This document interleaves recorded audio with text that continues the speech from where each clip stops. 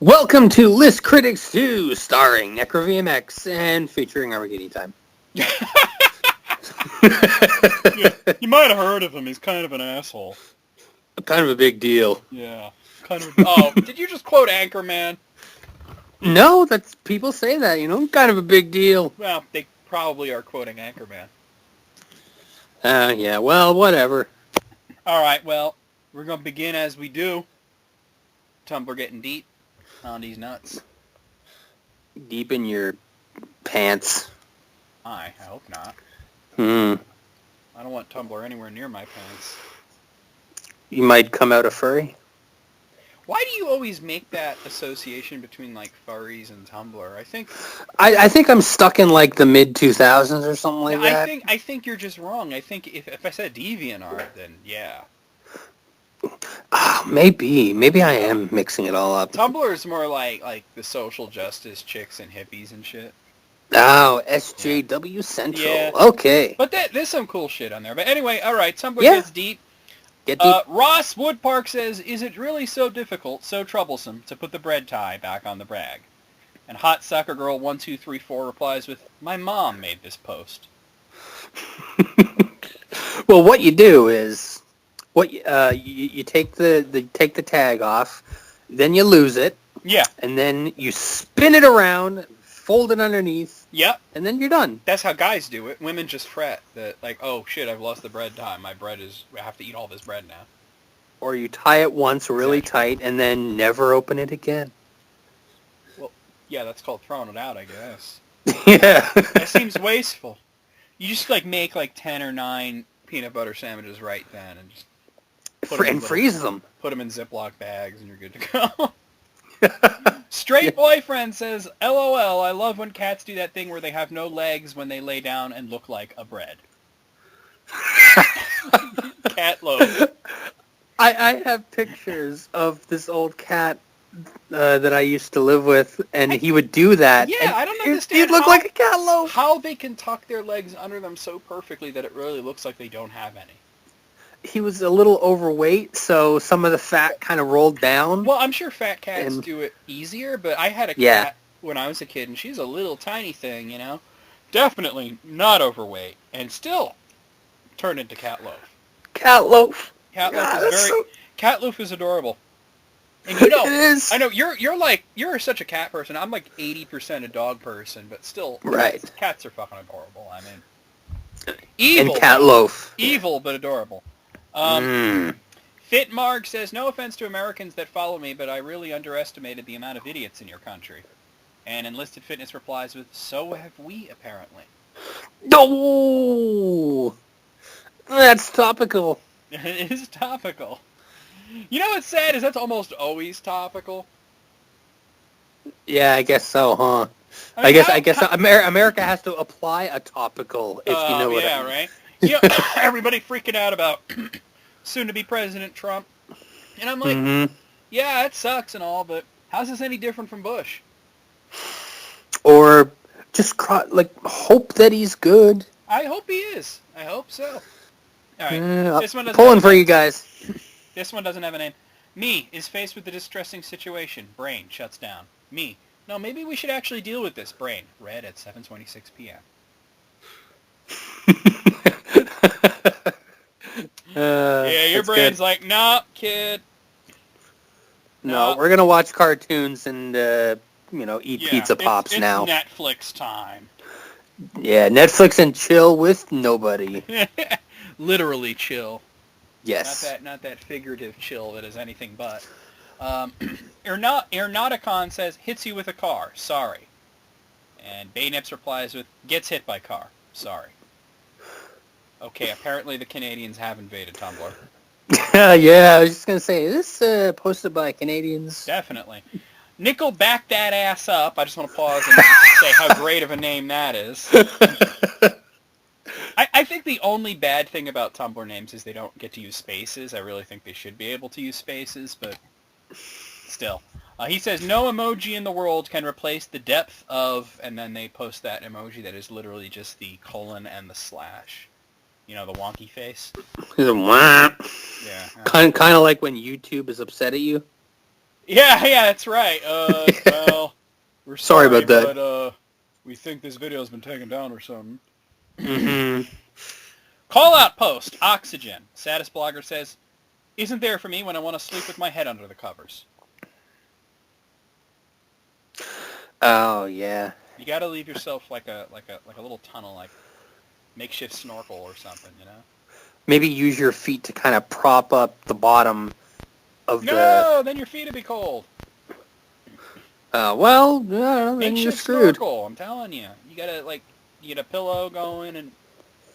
All right, well, Amazing Mars says, self-care is breaking into NASA and launching yourself directly into the fucking void. What? Wait, what? I think South Park did an episode about that. What, with the whale? No, I was talking about one of the recent ones with Cartman and Heidi trying to get to Mars. Oh, okay. I was thinking of when they launched the whale onto the moon, or That was where's pretty it at? funny, though, the Mexican space program. Yes. Will Ziak. And then Tom Cruise got there. Yeah, Yeah, of course. in a later episode. Tugami says, this blog is a hate-free zone, except for all the things I hate, of which there are too many to list. So, it's a normal blog, in other words. Yeah, pretty much shit posting everywhere. This next one is actually not from Tumblr, it's a YouTube comment. Huh. Whatevs. Carolyn Karkash says, search up Headless Chicken. You will be surprised. Oh, I see. There is a Tumblr part to it where somebody posts that and then says, holy fucking shit. And they post the link to the Wikipedia for Mike the Headless Chicken. Oh, yeah. And You heard of that? Mike, oh, yeah. They cut off his head and he didn't quite die. Yeah, and they fed it with like an eyedropper or something He like lived that. for 18. Now, I'm thinking, why would you do that? Why would you do... You were cutting off the chicken's head for the purpose of killing it, and I'm assuming eating it. So, you didn't get it right the first time. Instead of letting the damn animal suffer with no fucking head, why don't you just kill it? Finish the job. You had one job. Yeah. No, I understand that it still had, a brain stem or whatever, but how the fuck did it not, just bleed to death? Yeah, it had all the luck in the world. Whether it bad or good is up to you. Yeah, I don't know. It lived for 18 months after getting its head cut off, so... Yikes. That is just crazy. Mjalti says, when your parents start talking shit about your personality. Okay, I see. You think this has nothing to do with you. Wait, what? Huh? Well, if your parents were talking shit about your personality, you say, oh, well, you made me this way, asshole, you know? Oh, I mean, it's a nature versus nurture as well, right? Yeah, but, how, personality is nurture, man. I suppose. All right, Marshmallow says, the song's like Scooby-Doo, where are you? But he's always right there. Like, the fucking dog is never hiding or missing or anything, so what the hell? Good point. Well, I have seen a lot of the show, and occasionally Shaggy does end up saying the pivotal line, Scooby-Doo, where are you? But not as often as he should. Well, usually he's like under a table or something hiding from a ghost. But which Yeah, is and really it's like, some guy and they're like with three sheet on. Yeah. 3 seconds later, it's like, oh, there he is. How could... See, Scooby's dumb. How could he still be afraid of ghosts after they've proven 50 times over that it's always some guy in a sheet? Actually, Scooby-Dum is his cousin. Scooby-Doo is the pitiable character. Yeah, well... No, but yes, he's a I agree. They're both dumbasses. Yes. Ejaculot, that's another great name. Ejaculot says, when you realize you left your assignment at home, and they post a picture of actually a chair, but it looks like the chair has, eyes and an expression, and it's a horrified, frightened expression. Just... Like, ah! Have you ever done that? Oh, yeah. Yeah. Armenian says, koi fish, and does, the open mouth emoji, and then me, the larger open mouth emoji. You know, you gotta wonder, if the koi fish, thinks, you fucking asshole mocking me like that. I can't help this. This is who I am. Yeah, exactly. You ever wonder if they just want to, slap the crap out of you for that? Just, cultural appropriation with koi fish. Just leap up and just slap you with their fins? Yeah, a little. Just do a little shiny Magikarp action or some shit. I don't know. Jeez. Sarah, You and the Pokemon. I always think... I'm sorry. I think Magikarp is the funniest fucking shit in the world. Yes. And I always thought... speaking of Magikarp, I always thought they fucking dropped the ball with Super Smash Brothers. Why does Goldeen, the useless fish that flops out of the Pokeball? It should be Magikarp, right? Yeah, because that's all Magikarp does. You know, does nothing. Now, that's not to say I haven't seen people, like, win matches with Magikarp because they're fucking nerds that have no life and they trained it up to level 50. Jeez, man. I've seen it on YouTube. It's the craziest shit. It cracks me up. God. They went out of their way to make one of these creatures out of 151 originally. One of them was completely fucking useless. And you got it by, like, a guy selling it to you for a ridiculous price. And even if you talk to him again, he says, hey, no refunds. But people have managed to make that viable in, like, multiplayer somehow. Ugh. Syrup Vivo says, I'm not like most girls. Long pause as I sip chocolate milk through my very complex straw. I'm worse. Ooh. And then a stinger. Dun, dun, dun. And then the sunglasses come down and land on her face, and Oh, da-da-da-da-da. It's the Thug motherfucking DRE. Foggy suggestion says, me? Upset? Yes, constantly. Constantly upset. That's no life to live, That man. sounds unpleasant. You need, like, a brownie or something, man, or drugs. I would suggest drugs. Or drugs in the brownie. I would suggest drugs. Yeah, they make those, yeah. You can get a brownie with drugs in it. I wasn't even thinking of that. Have some edibles. I was just thinking at first, what makes me happy? A brownie. And then I said, oh, some people like drugs. We'll go with drugs. Just Shower Thought says, Facebook's memories reminder is a great tool to delete the old posts that I'm ashamed of now. Yeah, it's also a nice reminder of stuff you don't want to remember. And... Yeah. No, I just recently had some memories. Here's a picture of a burger you posted a year ago today. Yeah. Bucky and Clyde says, why don't you just... The answer is either money or anxiety. Why don't you just? It trails off. It's hard to convert this into voice sometimes. Any question starting with why don't you just? The answer is going to be money or anxiety. Ah, okay. Yeah, you know, that's a pretty good blanketed answer. Now, I love this. It just a great reply here. Warpstar says, I don't know why fingers in the mouth is so hot, but it is.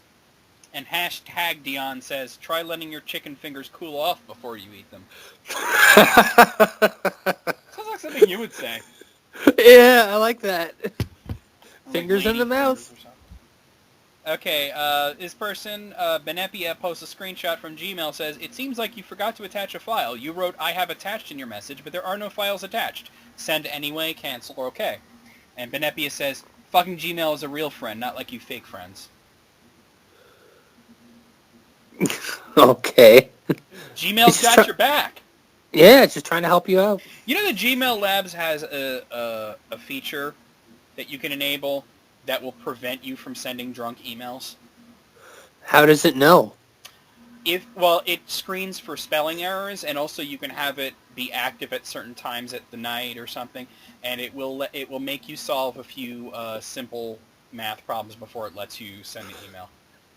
Oh, okay, that's clever. The math thing, yeah. Yeah, it basically gives you like a sobriety test before you can send the email. So, like, you know, before you tell your boss to go fuck himself or something, you know.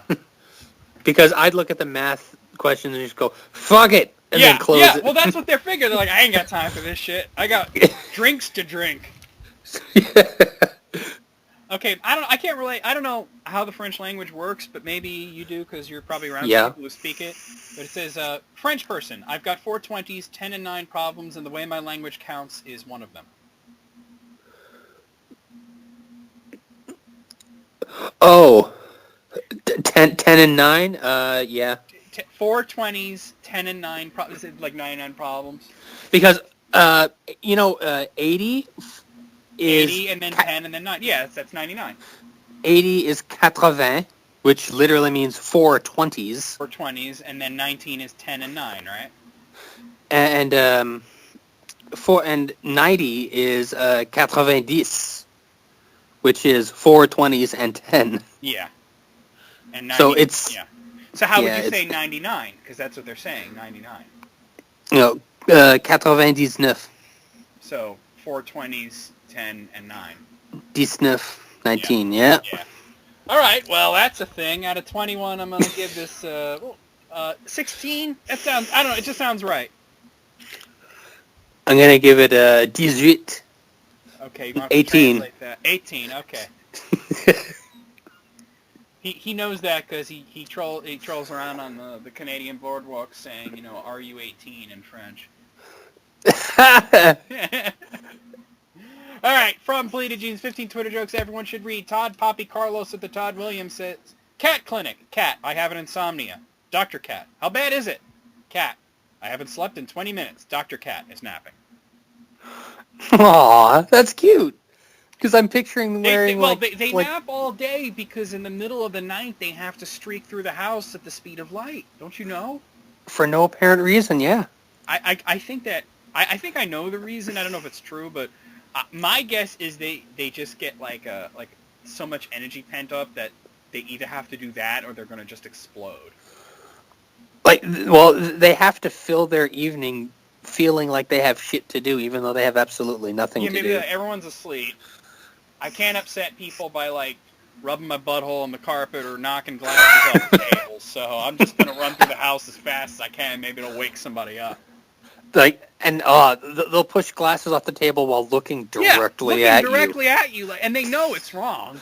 And have you noticed that they do it as slowly as possible? Yes.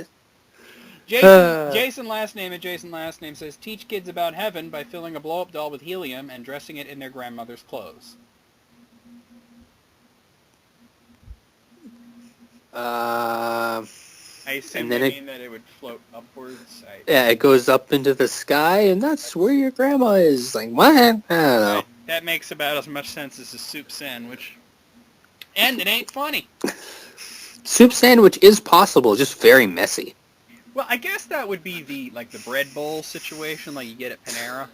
Oh, I love bread bowls. Shira at Shira Selko says, is that a pocket in your pocket, or are you just wearing cargo shorts? Okay, that's funny.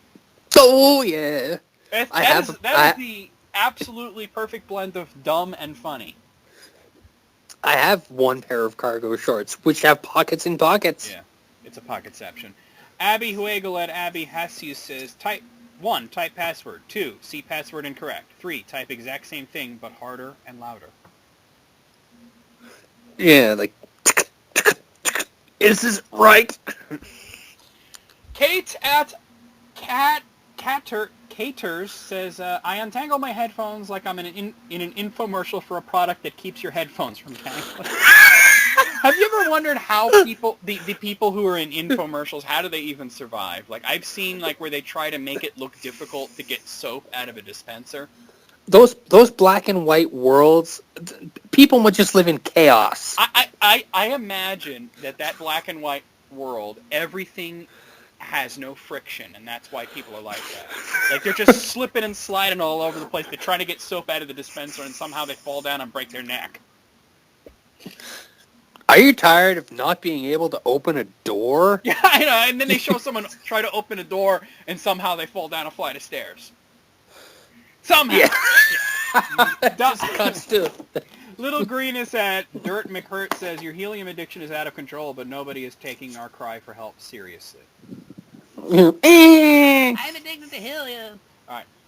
Pugnado at Love Pug says, just turned wine into barf. Your move, Jesus. Maybe eat a little food with your wine and you won't have that problem. Josh at I Wear Onesie says, wife, why is your back all scratched up? Flashback to me chasing a raccoon after she told me to leave it alone. Me. I'm having an affair. Holy shit. That's that's a moon jump. Yeah, that's when you tell somebody, you'll watch a YouTube video of somebody doing something really fucking cringy, and you'll say, Yeah, my mom walked in and I switched to porn because it was easier to explain. Yeah, like, why would you watch somebody try to sing the Star Spangled Banner when they clearly can't? And then, No, I'm talking about that really fucked up part of YouTuber. They'd be doing, like, the Star Spangled Banner as auto-tuned queefs. Oh my god, You know? okay. I'm talking about the weird shit. Okay, Bones at T-Bone says, Girl, are you a Thanksgiving turkey? Because it takes you 6 hours to get ready. Oh, women, am I right? Well, I swear, like, that is like a vaudeville joke that wound up on Twitter somehow. Yeah, you gotta say it like this a little bit. Take my wife, please. All right. Alligator at Not a Croc says, Strip club, stripper. So you're the birthday boy. Me. Yes. Stripper. Is this your first time? Me. Points to cake. No, I'm turning 26. Oh, Ugh. that's a knee slapper. That's something you would do, though. I mean, like, I would slap my knee. no, but you would say that, though. I'm saying you would say, no, I'm 38 or whatever. You know, obviously you're not 38. It's a funny No. number. Mrs. X at LNL245 says, pulls out pin, throws fire extinguisher. That's how it works, right? To be fair, if you threw it at a fire, it might explode. Yeah. Yeah. Kevin Sussman at Kevin Sussman says, my goldfish died. The good news is I'm inheriting a tiny treasure chest. Aww. That is dumb. I like it. And Solo at RDRJ47 says, I'm not sure if this woman in the Starbucks line ahead of me is ordering a drink or casting a spell. Okay, that's good. That is good. So fucking contrived, but still made me laugh. Max Dylan Ash at My Name Isn't Dave says, if you want your dog to take a pill, step 1, get a piece of cheese. Step 2, eat the cheese for energy. Step 3, get ready to wrestle your dog. Deception. I like that. I have never had a problem giving a dog a pill. That's just me. Yeah. Though. And I had Rottweilers, so, you know, I would just wrench their mouth open and poke it down their throat. They wouldn't, like, spit it or, like, chew it and spit it? No, you poke it down their throat. You literally, like, fire it down there? Yeah, yeah. You put it on the tip of your finger and you just jam your finger down their throat. And then you give them a treat so they feel better. What my dad would do is he'd get some of those soft treats and just smush it in the soft treat, and you really and it was fine. Yeah, and you can wrap it in cheese. I mean, that is a thing you can do, but you know, but the thing is, dogs like to chew their food, and sometimes they're not going to chew some weird hard thing that's in there, so spit that out. Goats at Goats says, no means no. Day 1 of Spanish class. I get it. It ain't making me laugh, but I get it. All right, out of 15, this was a roller coaster. Some of these were legitimately hilarious, and some of these were, like that last one was just, it's the middle of the day, well, beginning of the day, but I swear I heard some crickets chirping. I'm going to give it a 9. What do you say? I'm going to give it a 10.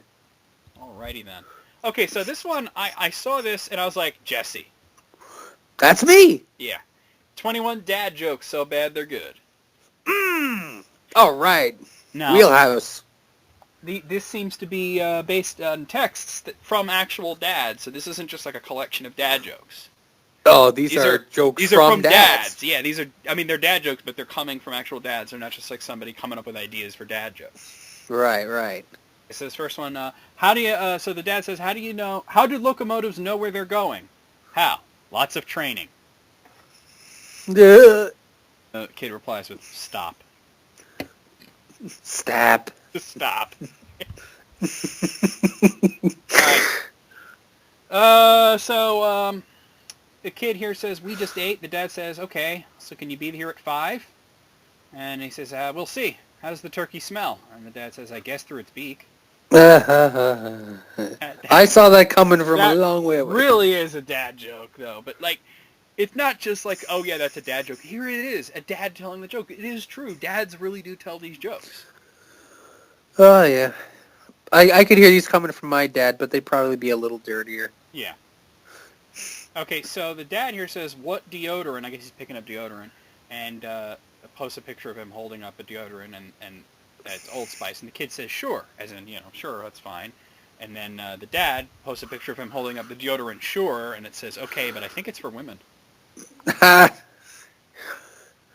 didn't know that they made a deodorant called Sure. They do. It is a ladies' deodorant. All right. There you go. What did the bra say to the hat? What? You go on ahead. I'll give these two a lift.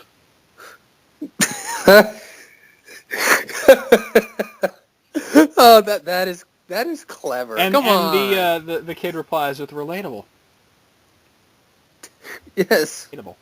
I relate to this. Okay. I love that this next person has their dad in their cell phone as fathership. That's weird, but all right. Weird, yeah. So the dad says, do you know what the N on the Nebraska Cornhusker shirt stands for? The kid says, I think it stands for Nebraska. And he goes, no, it stands for knowledge. Yee. That's a little funny. So you get like a bunch of laugh out loud faces. Says, what? So do you get it or do I have to spell it out? I get it. It's funny. Yeah. What is Harry Potter's favorite way of getting down a hill? I don't know what. Walking. J.K. Rowling. No!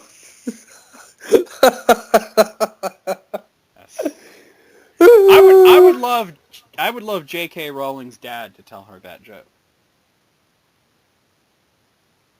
What do you know what the JK stands for? I know the J is Joanne because that's her first name. I don't know what the K is for. Maybe Catherine or something. I don't know. All right. Here's your daily joke. How do you get over a fear of elevators? Just take some steps to avoid them. Oh, fantastic! I love these, man. I wish I could remember all these. You would. Well, it's going to be on YouTube, so you could always just go to the video and listen to this.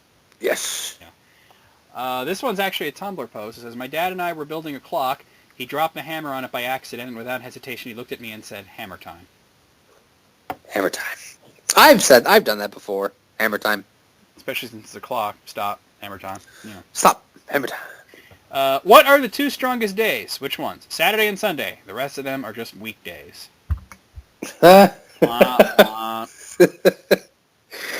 Ooh, man, okay, I like this next one. It shows this picture of this guy. He's the most dad-looking dad that you can imagine, and he's standing behind a sign that says "Dangerous Cliff, stay back," and it says, "This is my dad. His name is Cliff." Careful. Yeah, Dangerous Cliff, stay back. All right, and he's given this death glare, which makes it even funnier. So this is an email forwarded from to Katie here from the dad, and it's a forward of an article from some Atlanta something or other newspaper. It says, "Study: Men with smaller testicles are better fathers." And he said, posts the article and says, "Sorry that I wasn't a better father." So he's got big swingers. Yeah, he's just. There's a way to tell your daughter that you have huge balls. He's very pendulous. Seems slightly inappropriate, but sure, why not? Yeah. Oh, now, this next joke is such a dad joke. My dad has told me this joke. So, here we go. Oh. It's, do you know what mothballs smell like? No. Yeah, it's pretty hard to get their little legs apart. Okay. The kid replies, that one actually took me a second, you moth perv. Moth perv. This is a Twitter post from Bad Dad Jokes at Bad Dad Jokes. I've been addicted to cold turkey for 2 years. I keep telling people I'm trying to quit cold turkey, but nobody is taking me seriously. It's not a bad addiction. There's nothing wrong with eating cold turkey, right? Cold turkey is delicious. Okay, now, so I don't know what the hell. The kid here, I don't know why, sends a picture of half of a banana, and but not. It's still in the rind, you know. It's still in the peel. Yeah, like somebody cut it in half with the peel, but the peel was also split down the center, and this person, for whatever reason, I don't know, sutured it up. Maybe they're studying to be a doctor and they're practicing sutures because they got all the tools for it there, you know. And Weird. And he said he should post the picture and says, "I saved the banana." And the dad says, "Ha, banana's great practice." The banana get hurt in a drive-by fruiting. Okay. That's not even a dad joke. You're just quoting Mrs. Doubtfire. I was going to say, isn't that from a movie? That's Yeah. that's No, it Robin was a Williams. drive-by fruiting. Because he threw the orange at Pierce Brosnan's head. Yes. Oh, boy. That was good. Did you hear about the kidnapping at school? No, what happened? It's okay. He woke up. God damn it. I love the reply that, God damn it, I fell for another dad joke. God damn it. What's the difference between a piano, a tuna, and a pot of glue? This is such a dad joke. I've heard this one a million times. You probably and a pot of glue? What? Yeah. I don't know. You could tune a piano, but you can't piano a tuna. He goes, ha ha ha ha. But what about the glue? I knew you'd get stuck there. Oh, God. Ah! Oh, that's so good. That is a very dad joke. This is a Twitter post from Teenager Notes. Teenager Notes says, "Why is this so funny?" And it shows a picture of some person's hand, I assume a dad, holding two ties above the ground. It says, "Which one will hit the ground first?" And drops them and says, "It was a tie." Oh, man. This is gold. It's all gold. He's going to be using this to pick up chicks at the OK Moose Corral over in Ottawa. The OK Moose Corral. Mm-hmm. I wish that was real. It probably is. Somewhere in Ottawa there's something called that. All right. What rock group has four men that don't sing? And the kid says One Direction. He goes, nope, Mount Rushmore. And the kid says, shit. I thought I had that. Shit. That's not too bad, rock group. I get it. Yeah. But actually request a joke. It says, tell me a joke. Why are archaeologists so annoyed? They always have a bone to pick. And the kid says, not funny, because my jokes are still in alpha. Hopefully soon they'll get beta. No. Oh, that's... I had to say it wrong for it to nice. make sense, because you wouldn't say beta, you'd say beta. But beta, yeah. I had to, yeah. I saw a huge seagull today. It was big enough to be a deagull, but not quite enough to be an eagle. That's some good play on words right there. I love the kid's reply. It's just a sad face. Sad emoji. All right. Okay, so this is from the dad on text. It says, okay, my homie, I won't stress. I'm chilling right now. Your phone should feel cold reading this. And the kid replies, ha ha ha ha, stop, Dad, you're 50. Did you know that they had rapping when I was your age, dude? We used rapping for gifts, Christmas, birthday presents. Just because I'm 50 does not mean I can't rap. Yes, rapping rap. Right, well, I think your dad fails at dad jokes there, because that was just rambling. That was like Grandpa Simpson level, right? Yeah, they can't all be winners. Yeah. Well, that one definitely wasn't. I mean, most of these I was like, yes, that was indeed a dad joke. That last one was just bullshit. So I will give it, out of 21, I'll give it a 20. What do you say? I'll be right there with you. 20. All right. This is a picture post, but I'm good at describing things. It's 15 employees that definitely got fired. Okay. Okay. So the first picture is from the outside of a Subway looking in, and there's a guy standing there behind the counter and got no shirt on. Just, I hope he's got pants on. Can't tell, but... And he's behind the counter. Ooh. Yeah. Hey, I assume ready to make your sandwich. Do you know what they call the employees at Subway? I don't know if you know this, but they have a really, like, pretentious name. Aren't they, like, sandwich artists or it something is, like that? Yeah, it's sandwich artist, yeah. Artist. Yeah, sandwich artist. I'm going to eat your work. Yeah. You know, that's like how the people at Starbucks are baristas, you know, like... And what is that other one? Oh, yeah, the people that work at the Apple Store are Apple geniuses.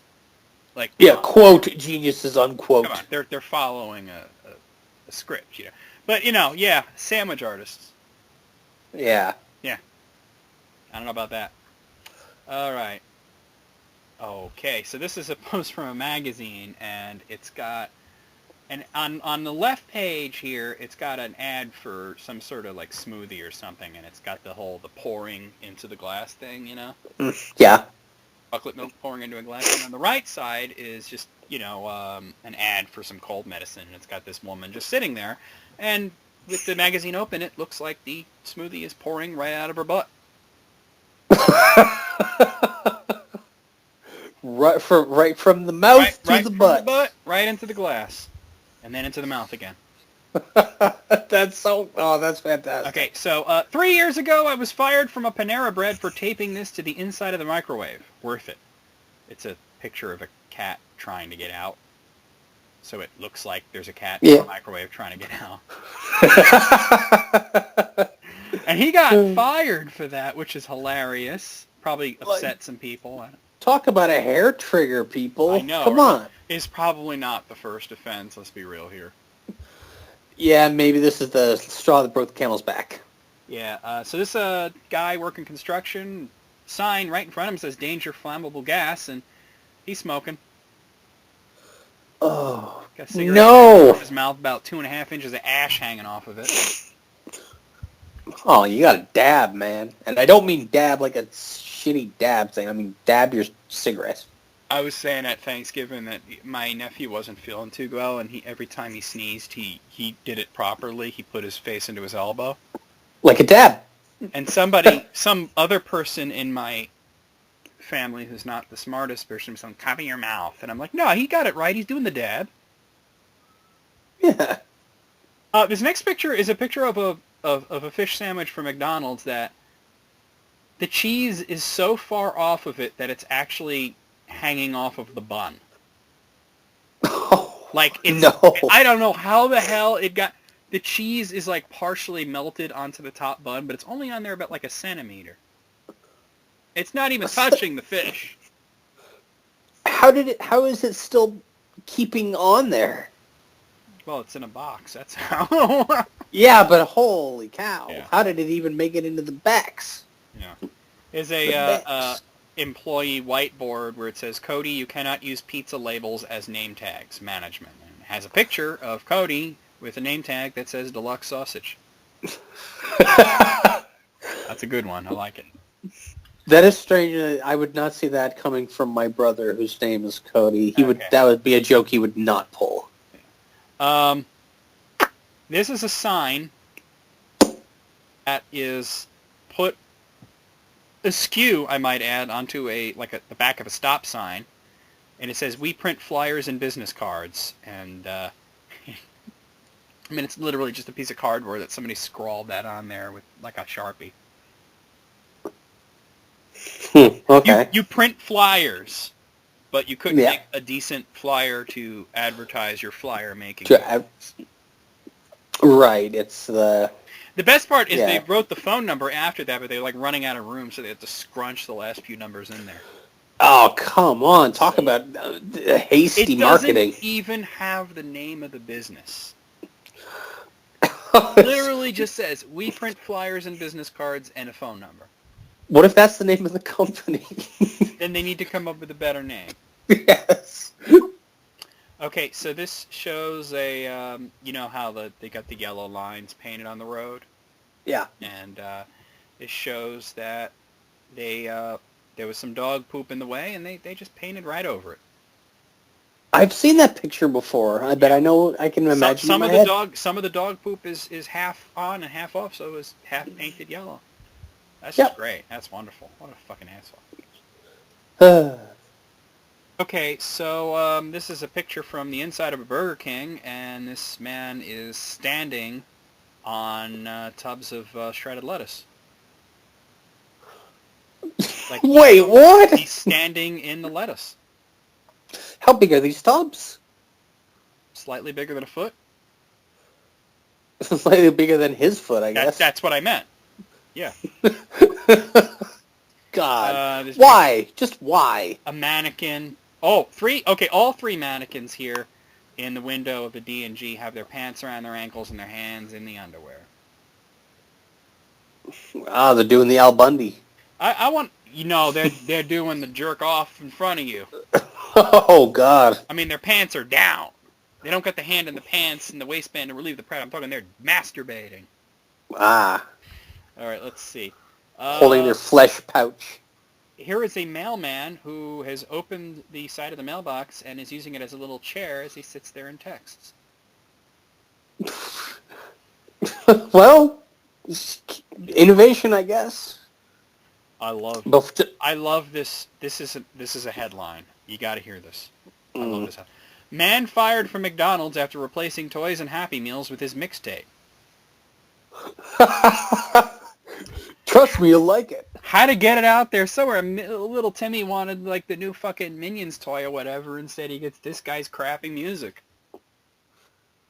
That's great. I love it. I wish I knew what the mixtape was. Oh man, I wish I did too.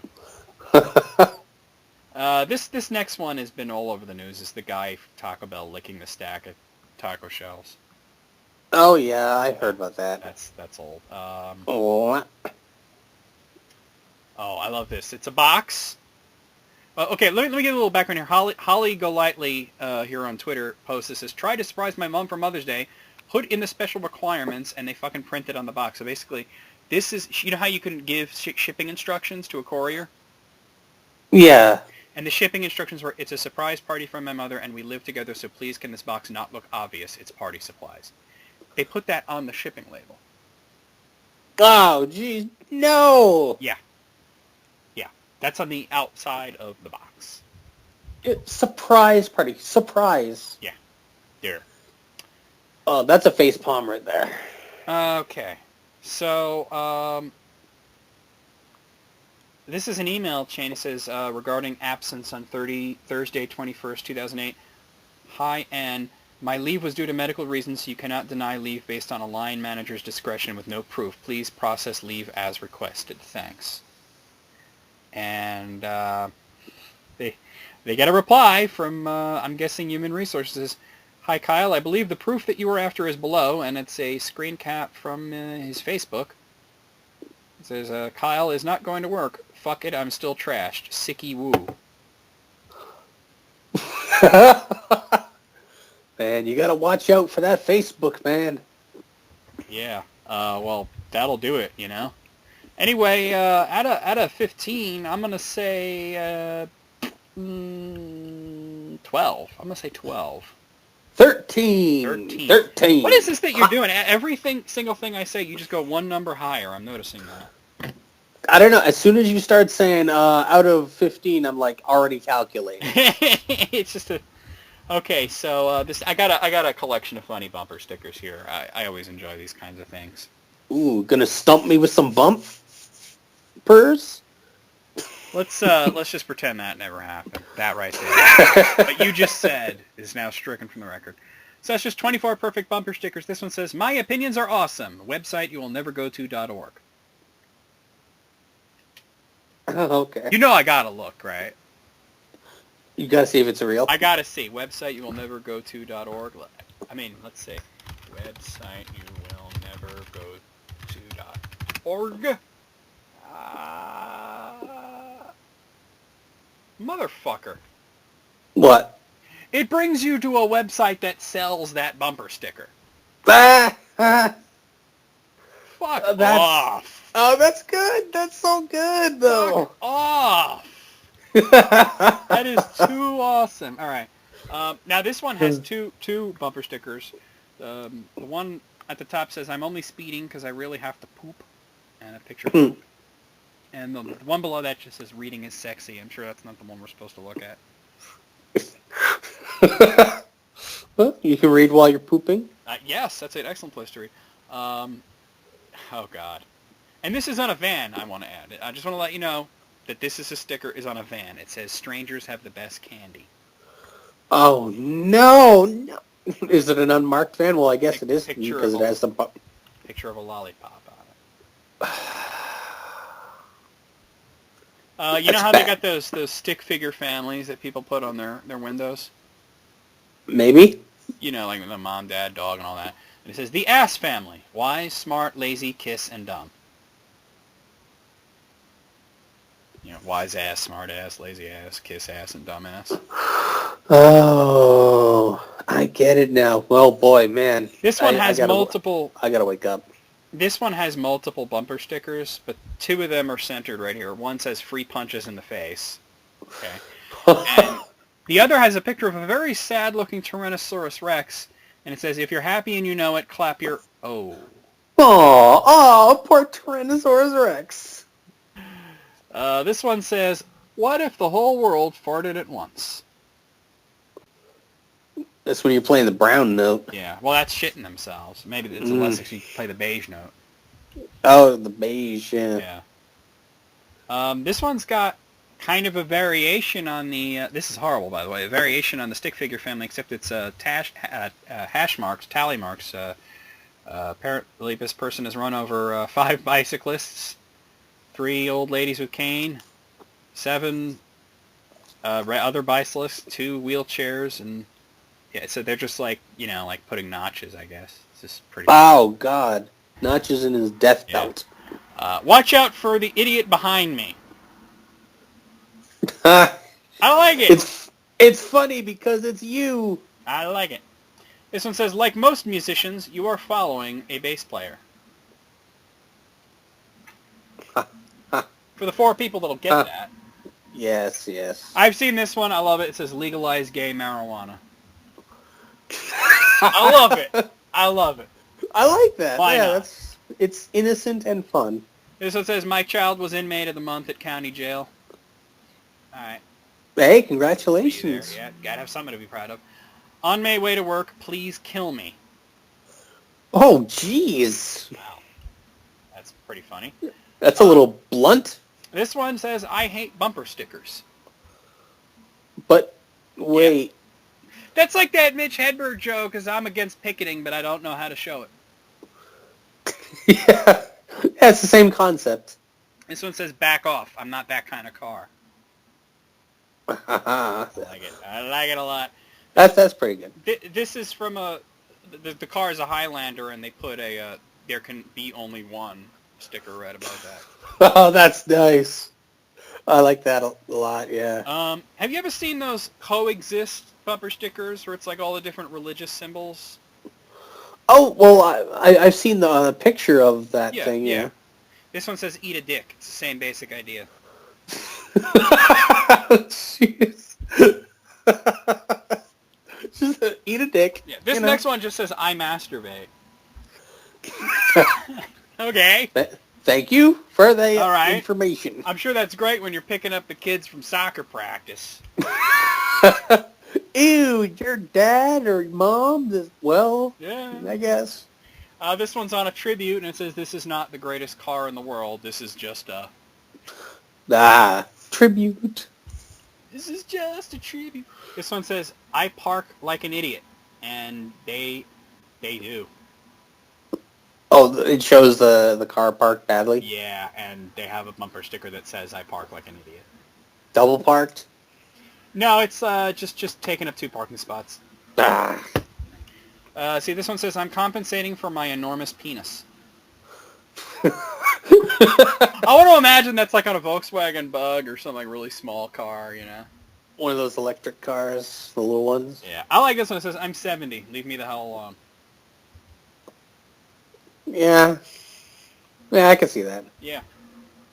This is... I don't know how the hell anybody's going to read this off your car. It's a lot of words, and they're very small. It says, I bought this bumper sticker to cover up a Dave Matthews Band bumper sticker that was here when I bought the car. I don't like Dave Matthews Band. Also, the dent was there when I bought the car as well. Don't offer to fix the dent. I don't care that you know a guy who owns a body shop. The car has much worse problems. By the way, if you can read this, you're too close. Unless the car is parked, in which case I don't care how close you are as long as you're not damaging the car. Well, I guess if you're in gridlock, you got the time. And this next one, I believe, is probably Andrew's car. It just says, I will shit in your mouth. I'm gonna send that to him. Actually, he's not on Steam, so I'm gonna post that on his Facebook right now. That does sound very befitting of him, though. Although he doesn't say I'll shit in your mouth, he likes to say I will shit in your lungs. Yeah, fuck. But it's got to get into the lungs, I would assume, via the mouth. Yeah, via mouth, next stop lungs. Either that, or he's saying he's just gonna crack your sternum, open you up, and then just drop trow. That is a possibility. All right. So out of 24, what say you on this one? I'll go 22. See, now I'm going to one-up you and say 23, so there. Well, shit. Well, shit, exactly. Ah, horse shit. My plan is ruined. Okay. Okay, so I got. Sorry about that. Oh, So here I have. This is from ScreenRant.com. It's 15 actors who regretted quitting TV shows and movies. so they leave and then the getting got good? Let's see. Like Dunkelman leaving American Idol, that kind of shit. Uh, yeah. He was I don't the know. host of American Idol in like season 1, and then he left. He's like, I don't need this shit, and became like the biggest show ever for like a decade after that. Unfortunately, yes, Yeah. but I see your point. Yeah. All right, number 15, Katherine Heigl left Grey's Anatomy. Ugh, Yeah, she thank seemed God. to do pretty well for herself. After. Yeah, boy, she must be really upset being in all those movies. Yeah, right. She did say that she regretted it though. So. Well. Yeah. Yeah. Number 14, Brian Dunkelman left American Idol.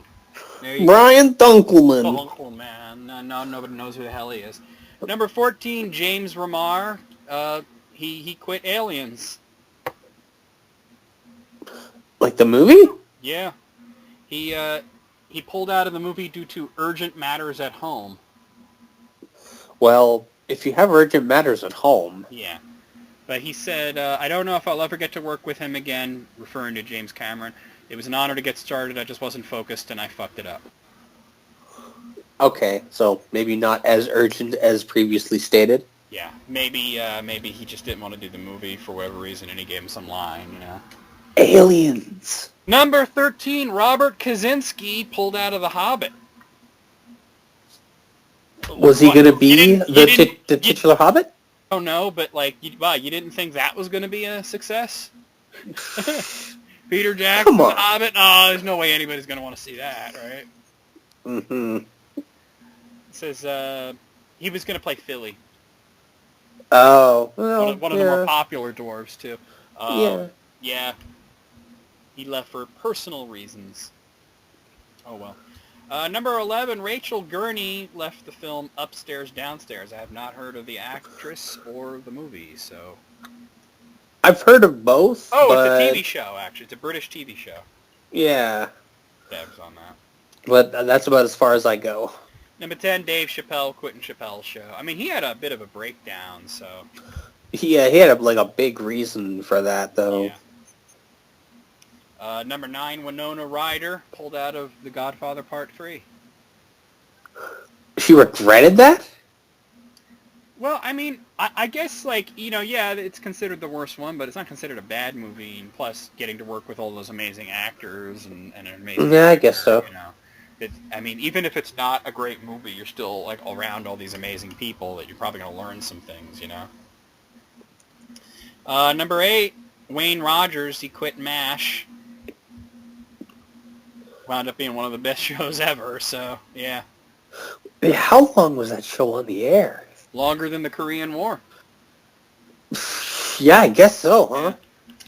Number 7, Charlie Hunnam. I don't know why he'd regret this, but he did pull out of 50 Shades of Grey.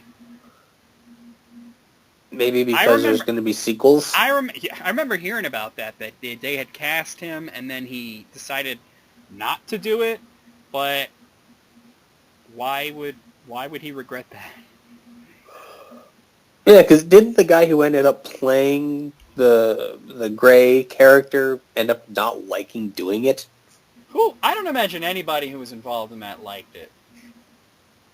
Well, you never know. Yeah. Number 6, Jason Priestley quitting Beverly Hills 90210. Wasn't he in his 30s though when he... when he quit? They were all in their 30s, man. They were all way older than the characters they portrayed. No, they were in high school, though. Yeah, yeah. Number 5, Chevy Chase quitting Saturday Night Live. Well, he's Chevy Chase, and you're not. Yeah, that is true. He'll always have that, right? Yeah, that's about it.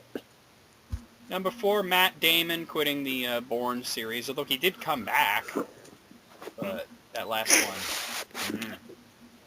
I haven't heard good things about the newest Bourne movie, though. The one that's called Jason Bourne, yeah, it did not get good reviews. They did the Bourne Legacy with, like, you know, who was it? It was a guy that played Hawkeye who was in it. Yeah, that guy. Yeah. Jeremy Renner. It took me a second to remember his name. Number 3, Josh Bowman quitting the show Revenge. Oh, I've Oh. heard of it. That's about it. Isn't it kind of a soap opera kind of thing? Kinda. Yeah, well. Yeah. Don't regret it. You'll be fine. Number 2, McLean Stevenson, another guy that left MASH.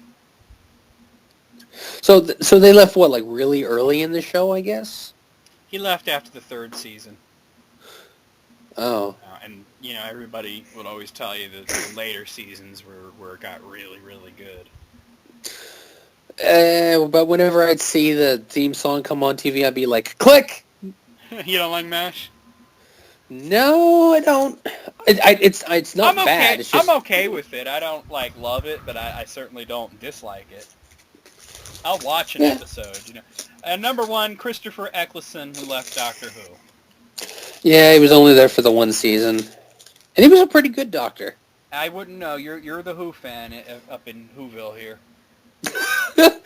Well, the Who's down in Whoville. Well, they're having their Fargle Schnott and they get regenerated and it's a different guy, right? I was thinking of actually your Fargle Schnott word the other day. You were thinking about the Fargle Schnott?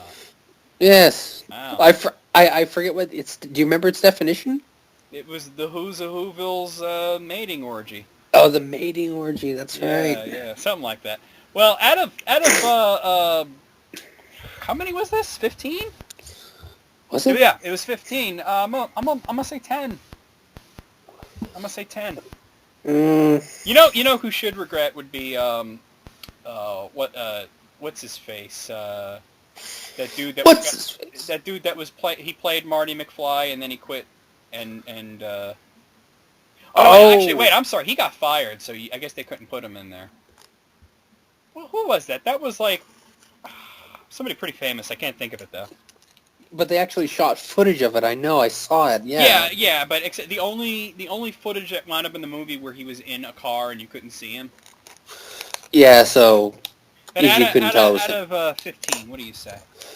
I'll go 10 as well. Okay. So this next one, it's a video game related list. It's also from Screen Rant, and I don't know about this one, man. It's 15 things you never knew about Nintendo's Punch-Out. How much you want to bet we both know, like, everything on this list? Maybe, but you never know. We could be surprised. Let's see if we learn anything. I want to learn something, but I feel Me like too. I feel like I know enough about Punch-Out, you know? All right. Starting off, Bring it on. we're starting off with a fail. Number 15, it started as an arcade game. No shit. Yeah, body blow. I know that. Yeah, hook, left, uppercut. Hook. Left, yeah. Number 14, the final boss of Punch-Out Wii is Donkey Kong. Yeah, I know, except it's not really the final boss. Because that's post-game content. Yeah, that's this secret boss. The bonus boss, yeah. And you have to jump through a lot of hoops to get to Donkey Kong. And there's also, you can fight your trainer guy there, but that was DLC, or that was DLC or something. Yeah. You could, but there's also Gigamac. That was another kind of hidden thing. Yeah. Number 13, the 20-year-old secret to beating Bald Bull. What? All right, I guess I gotta punch him in the gut? Yeah, I guess I got to read this. Let's see. Back in the old days of gaming, the only true cause of video game difficulty was money. The term Nintendo Hard refers to the extreme difficulty of many popular NES games. The reason they were made so hard was to increase the amount of video game rentals. That's not at all why, but alright. If a game was hard, then it would take several rentals to beat it. In the 32-bit era, a lot of games started including secrets that no sane player would ever find, all in order to sell strategy guides. We're looking at you, Final Fantasy. The rise of the internet, you can now... Alright, so... Okay. Secret involves a method of defeating Bald Bull that had never been discovered by fans. When he charges the player, you can stop him by doing a body blow and an audience member takes a picture. The camera flashes what distracts him, and you can save yourself from having to endure his most powerful attack. Okay. Alright, they're thinking into this way too much. Yeah. It's not that he's distracted by a camera flash, and that's why. The camera flashes happen at specific intervals. And it just so happens that so does his bull charge. Yeah, it just syncs up right. Yeah. Now I never look for the thing because that distracts me. I count in my head. to know. Yeah, I just feel it. Yeah, but it is just like one of those things where it just so happens that is a frame where it is, but it's not a single frame. You know what I mean? There's a pretty good window of when you can hit them. They do give you a generous window. You just have to know to do it. Absolutely, yep. Number 12, Punch Out on Game & Watch. Yeah, Punch Out on I've seen Game & it. Watch was also, it's not really a Punch-Out game. It was originally released as just boxing, actually. Yeah, and then they're like, well, let's call it Punch-Out. Yeah, and then they released it, when they did Game & Watch Gallery, it was, instead of Mr. Game & Watch, it was Luigi, and you were fighting like Wiggler and Wario and all these weird characters. See, the first time I saw it as boxing. Yeah. Number 11, the bizarre release of Super Punch-Out in Japan. All right, what's so bizarre about it? Let's see.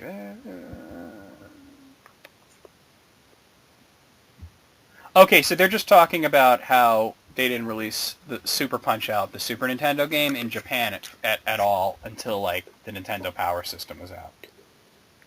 The Nintendo Power System? Oh, you don't know about it? Okay, it was a download service, kind of like Sega Channel. Oh, like Satellaview? No, not Satellaview, because that was an add-on. It was like Sega Channel. It was like where you can rent games by downloading the ROM onto like a flash card on the Super Famicom, and you like take it to a store and it was like 1998, and it was like sort of a resurgence of the Super Famicom. Like Nintendo 64 was already out, and there's a bunch of games for it that never came out here. Like, for example, there was a Kirby puzzle game. There was an updated version of Wrecking Crew. There was a Super Excite Bike, but one of the games they released on the Nintendo Power System, no relation to the magazine, of course, was Super Punch-Out, which was never released in Japan. So I knew that. So I did not. I learned something. And you did learn something. Okay, number 10, it says Mike Tyson in space. They're talking about Power Punch 2. Power Punch 2, the quote-unquote sequel. They were working. There was this company that was trying to shop the idea of doing Mike Tyson's Punch-Out 2, and the idea was that you'd actually play as Mike Tyson, and he beat the crap out of everybody on Earth, so he has to go fight aliens and shit. And then what happened was Nintendo had already had the contract with Mike Tyson lapse anyway, and then he got thrown in prison.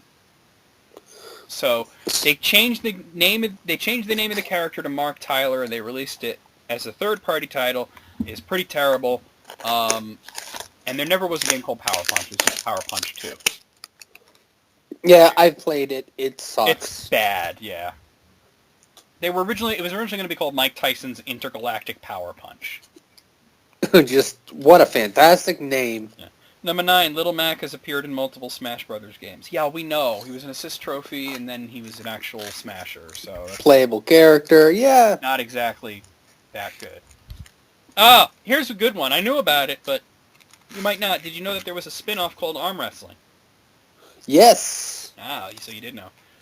And there was that one guy... Yeah, like in the arcades, you'd actually have to... Yeah. Yeah, and there was that one guy that you fought that was like a luchador, but then like his mask would come off and it was Bald Bull. Yeah, and it was a... Ba-ding! Oh my god, it's Bald Bull the whole time. Yeah. Number 7, the Little Mac design almost returned in Super Punch-Out. What? What are they talking about? Like Little Mac from regular Mike Tyson Punch-Out? They're talking about the beta of Super Punch-Out. His hair looked more like Little Mac from Mike Tyson's Punch-Out. I wonder if there are any other changes in the beta. No, there's always loads of changes. Number 6, Princess Peach almost appeared in Punch-Out. Wait, okay, this I did not know, and that's amazing. What? I would have loved to have fought Princess Peach. That's amazing. Can you imagine her, like, hitting you with, like, turnips and, like, her handbag and shit, and there's, like, hearts flying all over the place? Oh, did I win? Yeah! Oh, my God. Let's see. All right. All right, yeah, it didn't get past the planning stage. They had the idea, and then they didn't want you to beat on a woman. Yeah, people were faring upon it. I don't know. I mean, it's equality, right? I know. I'm just saying people would... it's not at all, like, real boxing. I mean, look at Super Punch-Out. There's, like, a guy who, like, does kicks, and there's, like, one guy who has, like, a stick, and... You know, I mean... And the luchador spits at you! Yeah! He spits in your eye! And then he headbutts you! Jackass. Number 5, King Hippo was a villain in Captain N, yeah. And he was Yeah. purple or blue, or well, he was some weird color. He was like light blue, like a ocean. I don't know. He was a weird fucking color. I don't know why. Number 4, spin-off involving Doc Lewis was released in... Oh, yeah, that's Doc Lewis's Punch-Out for WiiWare. Yep. Piss him off by punching his fucking candy bar. Don't do that. Number 3, the true name of Soda Popinski, which anyone who played the arcade game knows is Vodka Drunkinski. Vodka Drunkinski. That's why... And they were originally going to call him that in Mike Tyson's Punch-Out, and they changed his name, but they didn't change his quotes. That's why he says weird shit like, I can't drive. But I can... Yeah. Read between the lines. Yeah. Number 2, the real reason Mike Tyson left. We know, because his contract was up. Yeah, that's it. That's all it was. They couldn't print any more cartridges unless they renewed the cartridge with him, the contract with him, and they really like, this game is selling really well already. We don't need a celebrity boxer. And that was that. We'll just put in generic character, I mean, and then the rumor was that it was because of the rape scandal, but that didn't happen until after. Yeah, it just so happened to take place soon after. Now, it might also have coincided with the fact that he did lose the heavyweight championship around that time as well, but he gained it back pretty quick, so. Yeah. And number 1, it is possible to finish the game whilst blindfolded. Well, somebody did that. I saw it. It was unbelievable. Technically speaking, it's probably possible to beat any game while blindfolded. You have to be really good and know what the game is all about.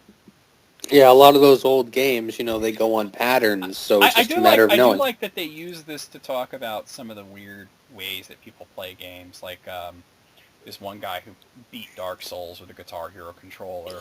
I saw that. I saw that on YouTube. It was really fucking cool. Then there was the Twitch Plays Pokemon, which I can't look at because it pisses me off. Yeah, it's just left, right, left, right, left, right. Yeah, it's like, come on, man. It takes like 3 hours to get out of Pallet Town because none of y'all know how to fucking agree with each other. Yeah, and at that point, if it's only like a handful of people, then it's not really Twitch playing. I don't know. It's a weird idea. It's an interesting idea, but I don't think it worked all that well. I don't think did they ever beat it? Did they ever beat a gym leader? Honestly, I don't even know. Like I said, I was watching for like an hour and they still hadn't left Pallet Town, so I'm like, I'm done. You watched for an hour? I watched for like 5 minutes. I'm like, Well, okay, I didn't watch for an hour. I was skipping around within the first hour. Yeah. Yeah. But, and also there's a guy who is obsessed with the idea of beating Super Mario 64 without ever jumping. Wait, how? There's got to be shit that you can't do otherwise. I have no idea. Like, well, I guess you can kind of do that thing where you run and then you press punch and you kind of. I'm looking at a video. I mean, this is only 2 minutes long, so obviously he's not beating it, but. Oh my god, dude. And he picks Rainbow Road. He's doing Rainbow Road, or what? Not Rainbow Cruise. Without jumping. Whoa! You know what he's doing? He's doing the slide attack. Oh, okay. All right, that's interesting. All right, well, all right. Out of 15, man. All right, I learned one thing. It doesn't mean I'm going to give it a 1. But I'm happy that I thought I knew everything about Punch-Out. I did not know that Princess Peach was going to be in it. I kind of wish that would have been wild. I kind of wish she was. But what do you think out of 15? I'm thinking I'm thinking like 10. What do you think? Watch him say 11. 13. Oh! Boom, boom, boom, boom. All right, we got another video game list here from Screen Rant. Even though I knew a lot of those things, they were still fun and informative facts. I think too many of them were like obvious, though. Well, I mean, unless you know, like, what if somebody never bother to know about Punch-Out? Then it's like, oh, that's interesting. I guess so. All right, well, this is the 15 most unfairly overpowered fighting game characters. This will be your bread and butter, because you know fighting games way more than I I may do. know fighting games more than you do, but you played them. Yeah, You know played. sometimes there's that one character that's just ridiculous. I don't know. You can be good with any character, I'd like to Yeah, think. but there's one that's like just a little too easy to be good with. You know what I'm saying? Well, let's see what they Well, can say. you think of an example of an overpowered fighting game character? Akuma? Well, it depends on what game, but yeah, Kuma started off as See, there we yeah. go. It does depend because they've nerfed the hell out of him, but like the first time he appeared, yeah, he was pretty fucking ridiculous. I would say, what about like from Smash Brothers, from Brawl, fucking Diddy Kong or either Diddy Meta or Knight. Meta Knight, yeah. Diddy or Meta Knight are definitely they're both ridiculous. Mm-hmm. They're both just like stupid. All right, let's see. Number 15, Cyclops from X-Men vs. Street Fighter. Okay, yeah, I don't even have to read this to know what, because you know what you could do with Cyclops is you could just do the super jump thing where you jump like really fucking high. Yeah. And then you just mash fierce, and what that does is it fills up your meter like really fast. What does he do? His optic blast over and No, over? it's just like a little flip kick thing, but you can do it. It just comes out so quickly, and then during a super jump, you could do it like 15 times. Oh, so by the time you land, you're all They used ready. to call Cyclops the battery, because what you do is you'd have one character that you're really good with, and then your second character was Cyclops. You'd switch in Cyclops and just build meter by jumping around, mashing fierce, and then switch back to your other character, and you'd have like 5 hyper combos ready to go. Oh, jeez, that's... Yeah. The battery, that's a good word. Yeah, they called him the battery. Number 14 is Eddie from Guilty Gear Xrd Reload. I haven't played it, so I wouldn't know. I really like the Guilty Gear, like the style. I'm sorry, it's not Xrd. I'm sorry, that's XZ Reload. I always forget how you're supposed to pronounce them. Yeah, they're cool games. I haven't played that particular one. They're very heavy metal. Well, yeah, I mean, he's named Eddie. What do you think he's named after? Fucking Eddie the Head or Eddie Van Halen? One of those two, right? Mm-hmm. Yeah, I think it has to do with the what's his name, Iron Maiden character. Yeah, Eddie the Head. Yeah. Number 13 from the original Smash Brothers, Pikachu. Yeah, dude, like, yeah, Pikachu is a dick. Oh, yeah, that the down B or whatever. And he was ridiculously fast. Yeah, you could just spam it, just. Yeah, he was cool. Number 12, Armor Ralph from King of Fighters Maximum Impact 2. Nobody fucking played that though. Like, come on, you know what? Nobody wants to fucking play King of Fighters 3D, like like that Street Fighter EX style. That's basically what it was. Oh, wow. Yeah. Number 11, Phoenix in Ultimate Marvel vs. Capcom 3. Still haven't played that, and I really want to. I have the original Marvel vs. Capcom 3, but I didn't like it enough to buy the remaster. I didn't like it enough to, like, I'm going to buy another $40 game with 9 extra characters. Yeah, fuck you. It's on Vita. I just can't have trouble finding it. Well, good luck with that, because they don't have the fucking Marvel license anymore. Yeah, so I gotta find it used.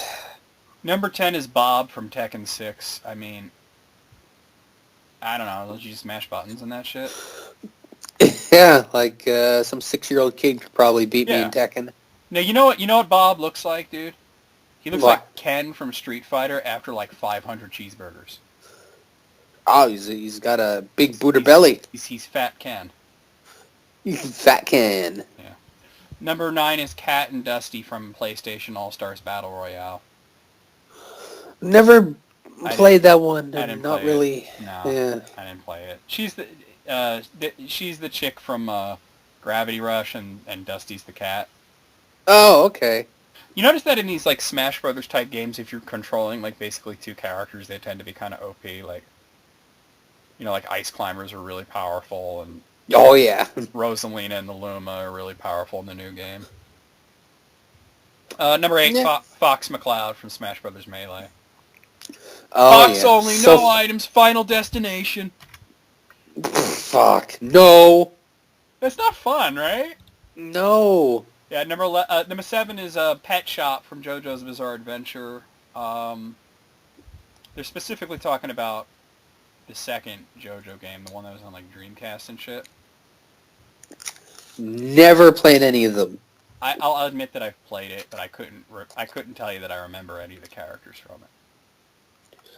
Never even seen the show. I know nothing of JoJo. I know nothing of it. I played it, and I'm like, oh, this is pretty cool. I'll play this again someday, and then I didn't. So. Yeah. Number 6 is Gil from Street Fighter 3. Gil's the last boss, so he's kind of supposed to be overpowered. Oh, I get it. They're talking about specifically about Second Impact, because that was the only version where you can actually play as Gil.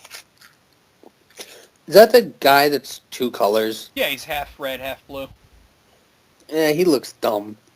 He's ridiculous, though. That was he was so stupid. It was like basically Capcom going, like, let's make a King of Fighters boss and put him in Street Fighter. Like, basically that's what happened. Number 5 is Hilda from Soul Calibur 4. Soul Calibur 4 is another game that I bought, and I put it in my Xbox, and I played it for a little bit, and I said, yeah, that's pretty cool. I'm going to play that again, and then I didn't. Yeah, it's one of the few games that my brother had bought because he liked Soul Calibur 2 and 3, and then he just kind of played it and then didn't. Yeah, I was obsessed with Soul Calibur 2 for a while, and 3, I wasn't as obsessed, but I was really super into it, and then 4, I was like, yeah, I want to get this game, and then I was just not into it. So. Just kind of teetered off, hey? Yeah. Number 4 is Sentinel from Marvel vs. Capcom 2. I mean, Sentinel, I mean, he's pretty stupid, I mean, but... He's a big boy. There's 4 characters in that game that are just, like, this stupid tier, so, I mean, you could put Sentinel here, but you could also put, like, Magneto and Storm and Cable in there as well, so... Freaking Storm. I really like Storm and Magneto. Never really liked playing a Sentinel, though. Number 3, from Ultimate Mortal Kombat 3, we have Noob Saibot. From Ultimate Mortal Kombat 3. Oh, okay. I don't know. I mean, yeah, Noob was really good, but I mean, is he really better than like Rain or Human Smoke? In that game specifically? Yeah. I don't know. Like, I mean, I never really played Noob. Human Smoke was ridiculous. Because Human Smoke, I liked playing as Human Smoke. Human Smoke was the same exact thing as Scorpion, except he was like twice as fast. Mm-hmm. For number 2, from Super Street Fighter 2 Turbo, Akuma. That was his first appearance. You mentioned that. I mean, he was designed to be ridiculous. And number 1, from Super Dan! Dan, yeah, Dan's number 1. He's so overpowered, he has to pretend to be an idiot to get into the tournament. Now, number 1's Meta Knight from Smash Brothers Brawl. Meta Knight. He was so ridiculously good, and I love playing as him, but he was so ridiculously good that in the next game they made him bad. Like, yeah, you're right. Like, he needed a nerf, but they didn't need to make him like one of the worst characters. Over nerf. He's like a shit tier character in Smash Brothers 4. Is there a word for that? When you nerf something so hard, or you buff something so hard? I don't know. Maybe there is. I don't know it off the top of my head. Hmm. I mean, like, I don't know. Smash Bros. 4 is really interesting, though, and... It's damn good. Yeah. I mean, they still seem to be adding characters, so... Fuck. Never ends. Yeah. Oh, God. That's Facebook. Let me just see if that's important or not. Ding. Oh. Hold on one second. I gotta type something to Tanya real quick.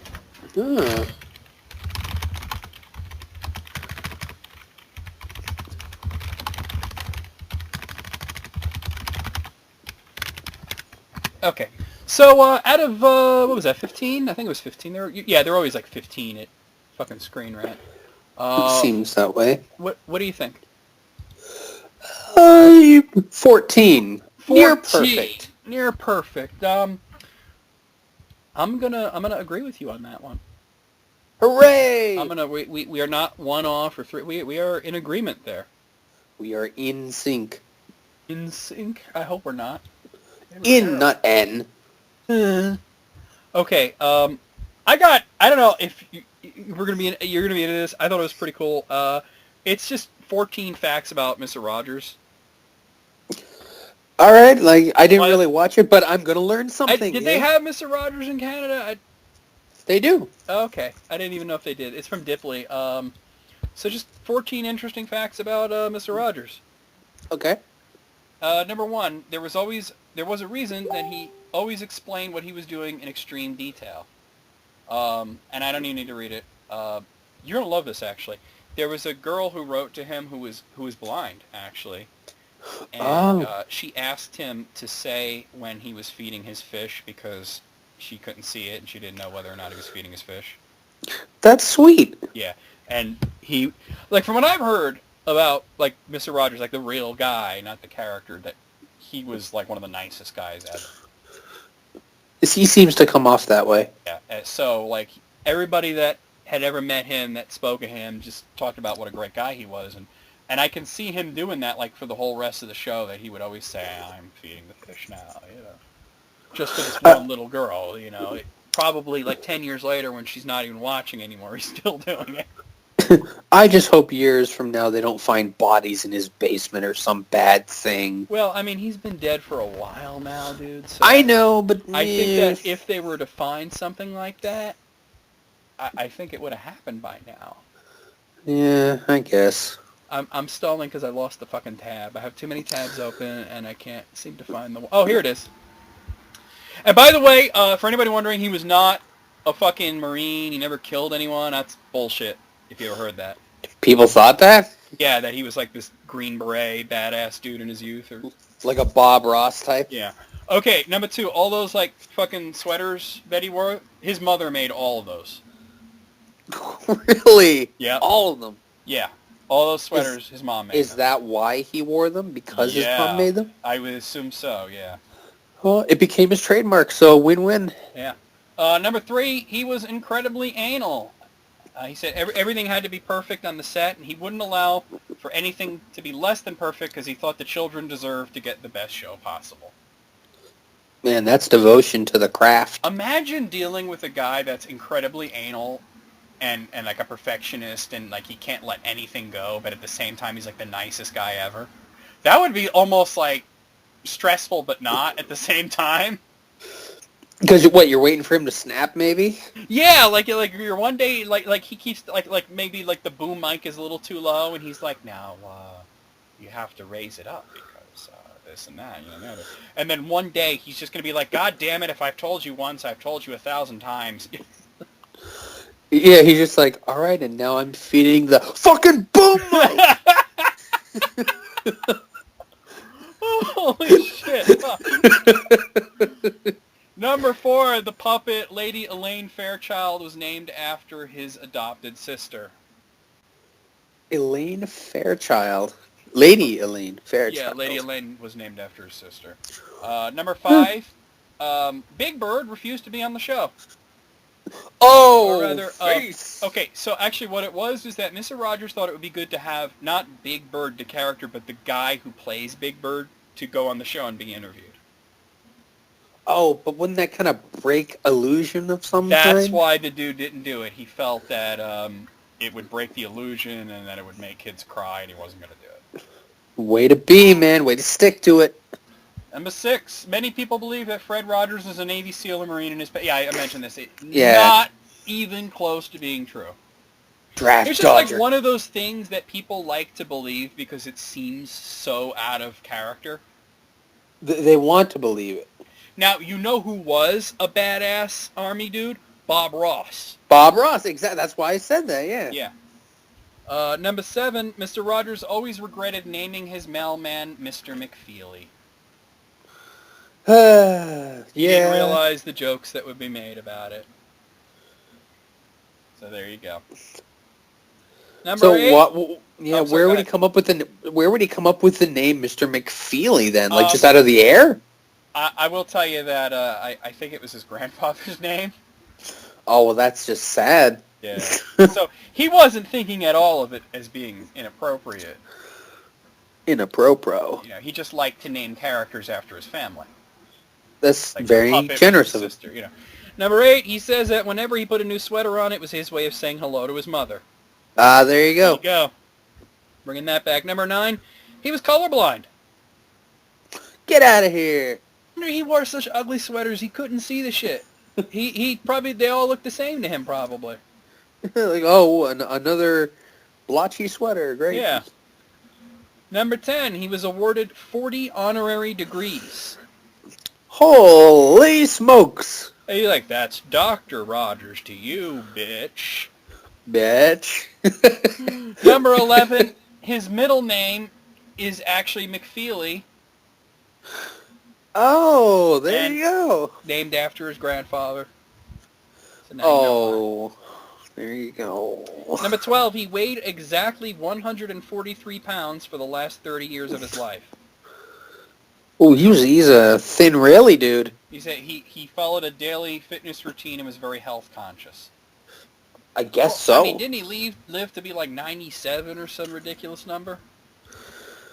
Yeah, I don't know, because he looked old in like the 70s. Yeah, from that footage. Yeah, but he'd been doing that show forever. I mean, let me find out how old he was when he died. Because I'm pretty sure he lived. Well, not that much. He was 74, but still, he did that show forever, man. It was something like 30 years. Yeah, it's a legendary show. Number 13, he got into television because he hated television. I think I'd heard this before. I told you about this. He was sick of stupid TV shows. Like he said, all you turn on is like people getting hit in the face with pies and shit. And he thought, hey man, don't diss the pies. Well, he thought that kids programming could be a little more educational. So a little more intelligent. Yeah. Number 14, Queen Sarah was named after his wife. He really did name everything after his family. Man, you got these ugly-ass puppets named after his family. I wonder if they were ever insulted. Like, you think that looks like me? Oh, that was the last one. Out of 14, that was great. I knew most of it, but still, good shit. I'm gonna agree with. I'll give it a perfect score because The hell not, they're all pretty interesting. Okay. I got a stories list here, just crazy stories shared by Drive-thru employees. Oh boy, okay. You ever worked a Drive-thru situation? Can't say I have. I have. When I was about 17, I worked at Wendy's, and occasionally I'd be on that Drive-thru and I would see some shit and hear some shit. Let me tell you. Well, I'll tell you what. Let me tell you guys something, by the way. When you're at that speaker, even when they're not like directly talking to you, like they hear everything you say, everything that's going on in the car. Not only is the one person hearing it, but like at least 5 or 6 people in that place are hearing it. So when you start talking about, I hope your wife doesn't find out about us and all that shit, we hear it. Why would you say that while you're at the drive-thru anyway? I don't know. Maybe it's just because like after you put your order, you're just kind of waiting to move forward and just making small talk and shit. But people say some shit, man. People said some shit. And then as they drive off, you're like, hope it works out. Yeah. Well, it'd be like that scene in American Beauty where she didn't know her husband was working there. And it's just incredibly awkward. Yeah, would you like smiley sauce with that? Yeah. All right, number 1. I used to work at Tim Hortons, and when I had to work on the window, I would barely ever look out of it. It was crazy busy. I'm 6'2". For me to look out the window, I basically have to double over and look through it. It was so low. Anyway, one time I was really distracted, and I took the person's money and didn't look and handed the coffee out the window, and I let go when I felt a hand grab the cup. Immediately I heard, oh shit. So I look out the window and the guy has nubs for fingers and is waving his hand back and forth trying to get control of the cup enough to bring it in this car. I apologize profusely and he leaves after a couple of minutes. Oh my god. He had little stubby fingers. Oh man. Well, I don't care how tall you are. You gotta fucking pay attention to what you're doing. Do your job. Damn, you're just thrusting coffees out into the wild. You don't know if it's like a moose taking it. You and the moose, man. Canada moose. It's an easy joke. What can I say? They're pretty cool. They're scary. They're though. cool. Oh, yeah, you don't want to fuck with them, though. That's for sure. Number 2, there was this one man who came through the drive-thru, late 30s, clearly a farmer from his vehicle and dog in the back. I remember thinking he always seemed real lonely or was sad when he drove through, and tried to carry conversation with me. I felt bad having to be quick with him and dart off because he just seemed like he wanted someone to talk to. Long story short, he drove through one day and asked if my last name was what he thought it was. After a sideways glance from my manager, I said it was. He looked real sad and took his hat off and said that he reckoned he was my dad. My biological mother didn't know who my dad was. She slept around as a teen, then got pregnant with me, so it was possible. My manager let me go on break.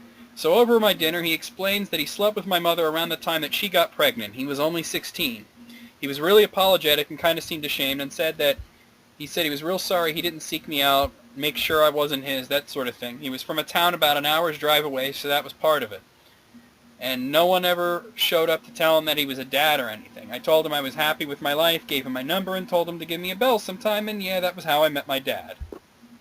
Oh, man! When you read the first part of that again, it really kind of brings it together, because, he kept going by, and, you think he maybe was, building up the courage, Yeah, man, that's like a Lifetime movie. Oh, because you're watching so many of those, right? Right. Number 3. I once worked at a Dunkin' Donuts for a few months until I realized I hated that shitty job. Once we had a lovely woman pull up at the drive-thru 20 minutes before open. Naturally, my coworker and I ignored her while we hurried to set up because without the headset on, we had no idea that she was even there. And there was no way I was putting that thing on a minute earlier than I had to. Eventually, she pulled up to the window with a pissed, evil-looking face. We gestured sorry and that we weren't open yet.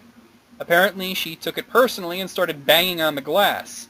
When we opened the window to explain that we couldn't serve her yet, she began cursing and squeezed her fat ass out of the car and hung through the window spewing off insults. We just stared in awe. I think we told her the cops were coming or something and she left. She was a crazy bitch. Gee, some people can't wait for the coffee. What kind of Dunkin' Donuts ain't open? Well, I guess I know the answer to that. That one. Well, there's 2 around me. There's one in town and there's one that's not in town. The one that's not in town is a normal fucking Dunkin' Donuts with a drive-thru that is open 24/7 as the good Lord Frank Zappa intended. The one in town closes at 9 p.m. 9 p.m.? Jeez, man. Also does not have a drive-thru. Fucked up, right? All right, number 4. I worked at McDonald's for almost 2 years. The strangest incident would have to be the kid who attempted to pay me in Pokemon cards by explaining how much each was worth on eBay. That is sad, man. When I explained to him that his cards could not be used as currency, he became upset, accused me of being a dirty Yu-Gi-Oh fan, and drove off, leaving me confused with both his cards and his food. Oh, so he left the cards. I want to think that he was doing that on a dare. Maybe. Yo, because he wouldn't have left the cards. Can you imagine me this is a shining Charizard, it's worth $30, and they're, and then you left the cards there, the whole line of you're just a dirty Yu-Gi-Oh fan. I mean, that had to have been planned. Yeah, I dare hilarious. you to... Yeah. That's hilarious. You must have lost pretty a good. bet or something, He lost some Pokemon cards. Well, yeah, probably. Number 5. Dirty Yu-Gi-Oh fan. Yeah, I never understood the Pokemon card game. Yeah. Number 5, not while working the window, but one 4th of July, my then-girlfriend and I were at the drive-thru at McDonald's, and the guy working the window expressed his disappointment that he wasn't able to see the city fireworks. We felt bad for him, and we gave him a few boxes of sparklers we had so he can light them up after work. Well, that's nice. Huh. Oh, that's the whole story. Oh, that's nice. Yeah, they gave him some fireworks. That's nice. There's another Tim Hortons story. Number 6, I work at Tim Hortons. One night, guy pulls up to the window. As I take his money, I think I saw his dick in his hand, but I wasn't completely sure since it was dark. I already took his $20 bill, and I owe him his change, so this time when I opened the window, I looked down in his lap. Sure enough, he's masturbating. Except his penis wasn't even erect. He was just jerking this small, floppy penis. Well, he must have been really dedicated to it, huh? He froze for a few seconds, then gave him his change and said, "Have a good night," and I shut the window. Man, he's working that thing through. He'll get there eventually. It'll take a while. Maybe he needs the coffee to help him, wake his body up a little. Just got to look at that cup, the phallic cup. Oh, yeah, that must be it. Mm. Number 7. I was out in the car park taking care of bins. This must be from the UK. When a big, bulky family car that had just been through the drive-thru started circling and revving profusely. It caught my attention because it wasn't like a sports car, and I didn't get why he was revving. I soon found out it was because his kid had gotten the wrong topping on his ice cream, which he yelled through the window at me as he slammed into park right by me. His little bastard kid threw the ice cream at me, ruining my uniform. I was pretty pissed off, so I picked it back up and threw it back at the car. As it was sailing its creamy way toward the car again, it suddenly dawned on me that this guy might get out and get me fired, so I froze. Luckily, it landed on the roof, cream side down, and the guy hadn't noticed, so he drove off with his car wearing a little waffle hat. Oh, that's a good story. I like that. That's a sketch I want to see, man. I want to see that. You could see that like on a British sitcom. Yeah. Number 8. I was working drive-thru orders, and this lady came up to the speaker. I greeted her and then told her to order whatever she was ready. She said she wasn't going to order anything, and she just needed someone to talk to. The customer is always right, so I talked with her about how my day was going, and then she told me she has herpes. Oh. That escalated quickly. Yeah. I was dumbstruck. This lady probably just found out she has herpes, and the only one she could talk to was the drive-thru guy. I was floored and talked to her for a few minutes, and then she said that she better go, unlike her herpes she had. Never saw her face or even her car. I kind of wish I had her come to my window. So, I mean, like, she couldn't, like, order something? I mean... Yeah, like, while you're here... That might have made her feel a little better. I mean, you know, you get yourself, like, a fucking hash brown or something. I don't know. Well, then. Number 9. Oh, man. Once someone drove a truck to the window with a bed in the back. Another person got out, put the bed next to the window, and ordered their food sitting on the bed to wait. The driver left. After receiving her food, the bed woman carried the bed to a parking space, got in, and ate.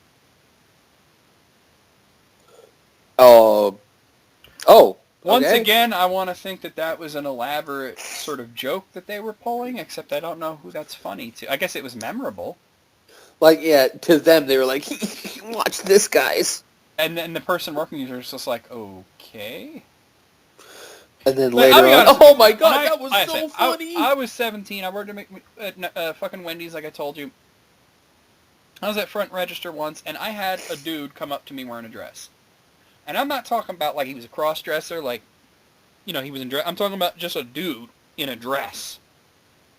You know? Like, he lost a bet or something.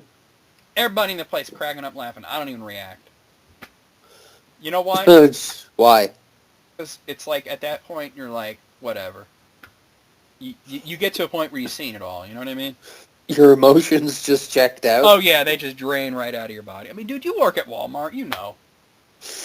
Yeah, I once licked a window at Wendy's. You told me that story. You are a window licker. Yes, yeah. Just the one time though. I swear. I think you told that on List Critics too. Great. I think I might have. Yeah. Number 10. Had a man and a woman come through drive-thru and order. They get to the window and he falls asleep in the 60 seconds he is sitting there. The lady wakes him. The lady wakes him up and he pays. Then before we can hand his food out to him, we notice his truck started to roll. I get to the window in time to see the truck scraping the building. He got onto the highway, woke up, and floored it. Whoa. He came back 30 minutes later and ordered something completely different. He didn't know that he had been by KFC already. Manager called the cops, and we kept him in the drive-thru until they got there. That's scary, man. That guy was stoned. He was definitely on something. You don't drug and drive. Yeah, don't drug in anything. Number 11, a couple of years ago I worked at a drive-thru and this guy came around to pay. When he got there he said, "Hey, did I say I wanted extra pickles on that? Because I want extra pickles on that." I informed him that his burger was already made and ready to go, but offered to have a new one fixed up with a satisfactory amount of pickles. The man paused and then had a look of realization. He looked up and said, "Don't worry about it. Now that I think about it, I think I might have some extra ones right here." This valued customer then proceeded to open his glove compartment and pull out a giant jar of sliced pickles. It was weird. I want to think that he set that up, that he put the jar in there and he's like, I'm going to fuck with them. Just have a little fuckery. Yeah. I mean, I used to fuck with people at the drive-thru all the time. Oh, really? Oh, yeah. Oh, yeah. You got a little quick story. You ever see those Saturday Night Live skits with like Subliminal Man? Oh, yeah. Yeah, I used to do that shit. Oh, really? I'd You be just like, as you're talking? Can I have a number one hot sex with a large Coke, anal ream, and like that, and just throw random phrases into that, and nobody ever reacted because nobody ever does, You just think, okay, and move on. Yeah, exactly. All right, number 12. When I was in high school, I worked at a burger joint. At first, they'd always put me on the fryer, and that fucking sucked. The guy who supervised me was Joe. Joe was pretty much a dick, and he was always yelling at me for some shit. Way above and beyond new guy shit. Anyway, one day, they take me off that son of a bitch fryer and put me on the window. Start my shift, and shit is going good. Then, near the end of the night, this one old boy rolls up, back around the drive-thru. I open the window up, and he looks at me dead in the eye and says, "My tots aren't fucking done, you stupid piece of shit," and throws the bag at me. Wow. Guess who's on the fryer? That piece of shit Joe. So we cooked the guy some more tots, and Joe somehow blamed that shit on me. I worked there for like 5 months. Did not have much fun. Good shakes, though. Good shakes. Well, I don't know what restaurant that was, but goddamn. Someplace that serves tater tots. Never been a big fan of tater tots. They're good if they're cooked enough. Gotta be crispy, otherwise it tastes like ass. Number 13, working at McDonald's my sophomore year of high school, some lady went through the drive-thru about 1 a.m. Someone accidentally gave her a large Diet Coke instead of a large Coke or something, and she threw the drink back through the window. Why do people feel the need to do that? Yeah, you're just being a jackass. Like, can't you just say, hey, it's the wrong thing? Like, that's what I do. Sometimes I'll order, I happen to Taco Bell. I ordered unsweet iced tea. They gave me sweet tea. I took a sip. It was like, ugh, sugar. And I said, hey, can I have this with no sugar, please? And they changed it out, and that was that. I didn't throw it at the woman. Yeah, it's not like they intentionally, watch this, we're going to fuck with them. Yeah, and not only that, but, you're likely not even throwing it at the person whose fault it is, All right, the drink you're just... Oh, this is bad. Oh, no. I didn't even... Oh, man, the drink landed quite heavily in the fry oil and splashed all over one of our coworkers. The girl drove away pretty fast, but the manager got her license plate number off the cameras, and she was sued pretty bad. Oh. See, that's why you don't do stupid shit like that.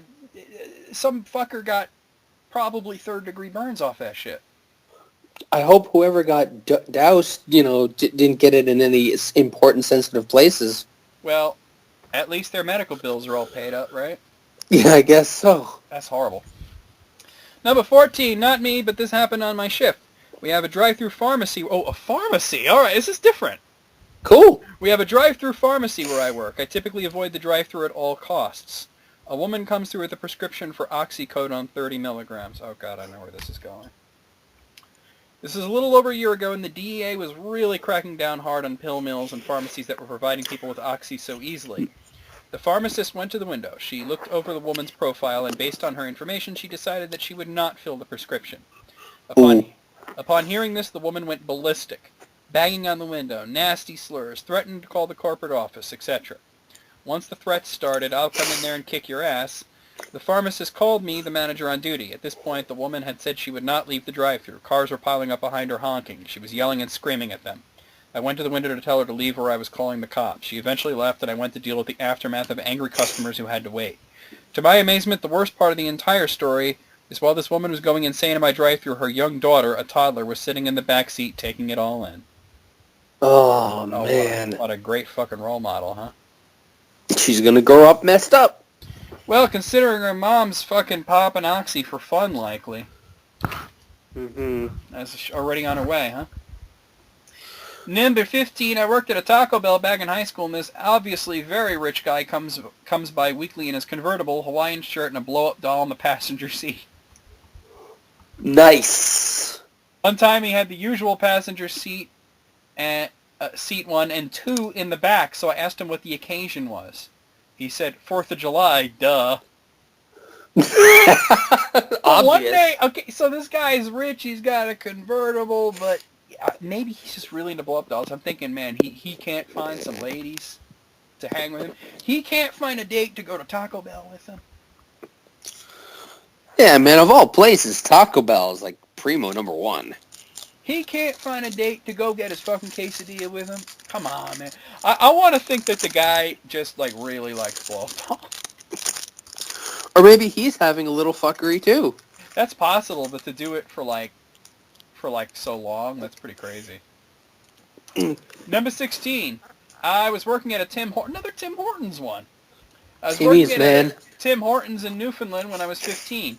A guy comes up to the speaker box, orders his coffee, and then I heard a weird noise that sounded like an elephant.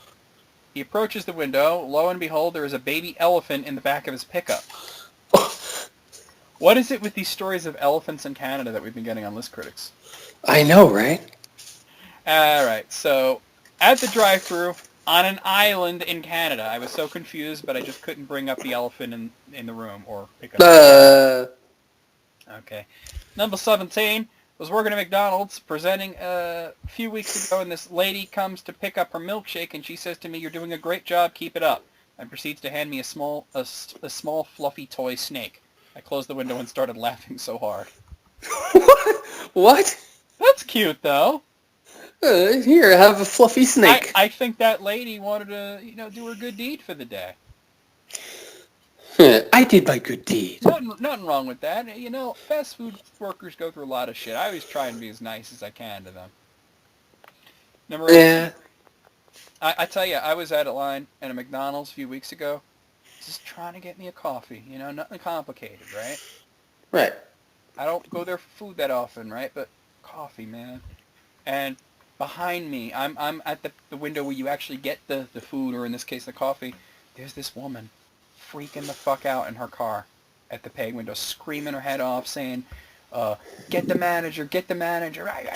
And then she starts screaming that she's gonna call the cops, which is like, I was like, should I get out my phone and record this? Like, am I gonna have one of those idiot calls 911 over McNuggets videos on my channel? But but then I was like, no, I'm in a hurry. I need to go. I think I was going to the movies, right? So right. I was like, I can't. I gotta go, But like, I heard her screaming her head off, and I looked at the guy that handed me the coffee, and I said, "Good luck."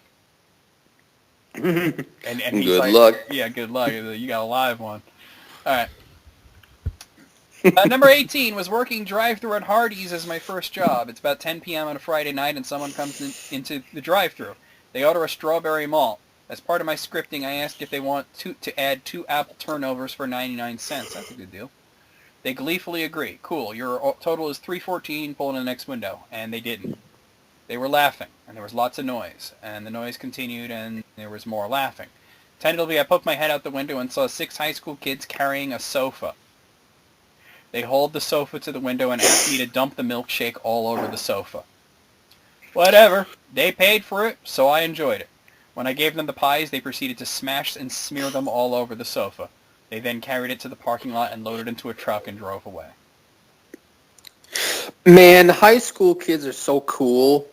There's a story there that we got the middle part. I want to know the beginning and the end. Yeah, like, why I don't know. I think I've heard all I want to. Like, why were they doing that?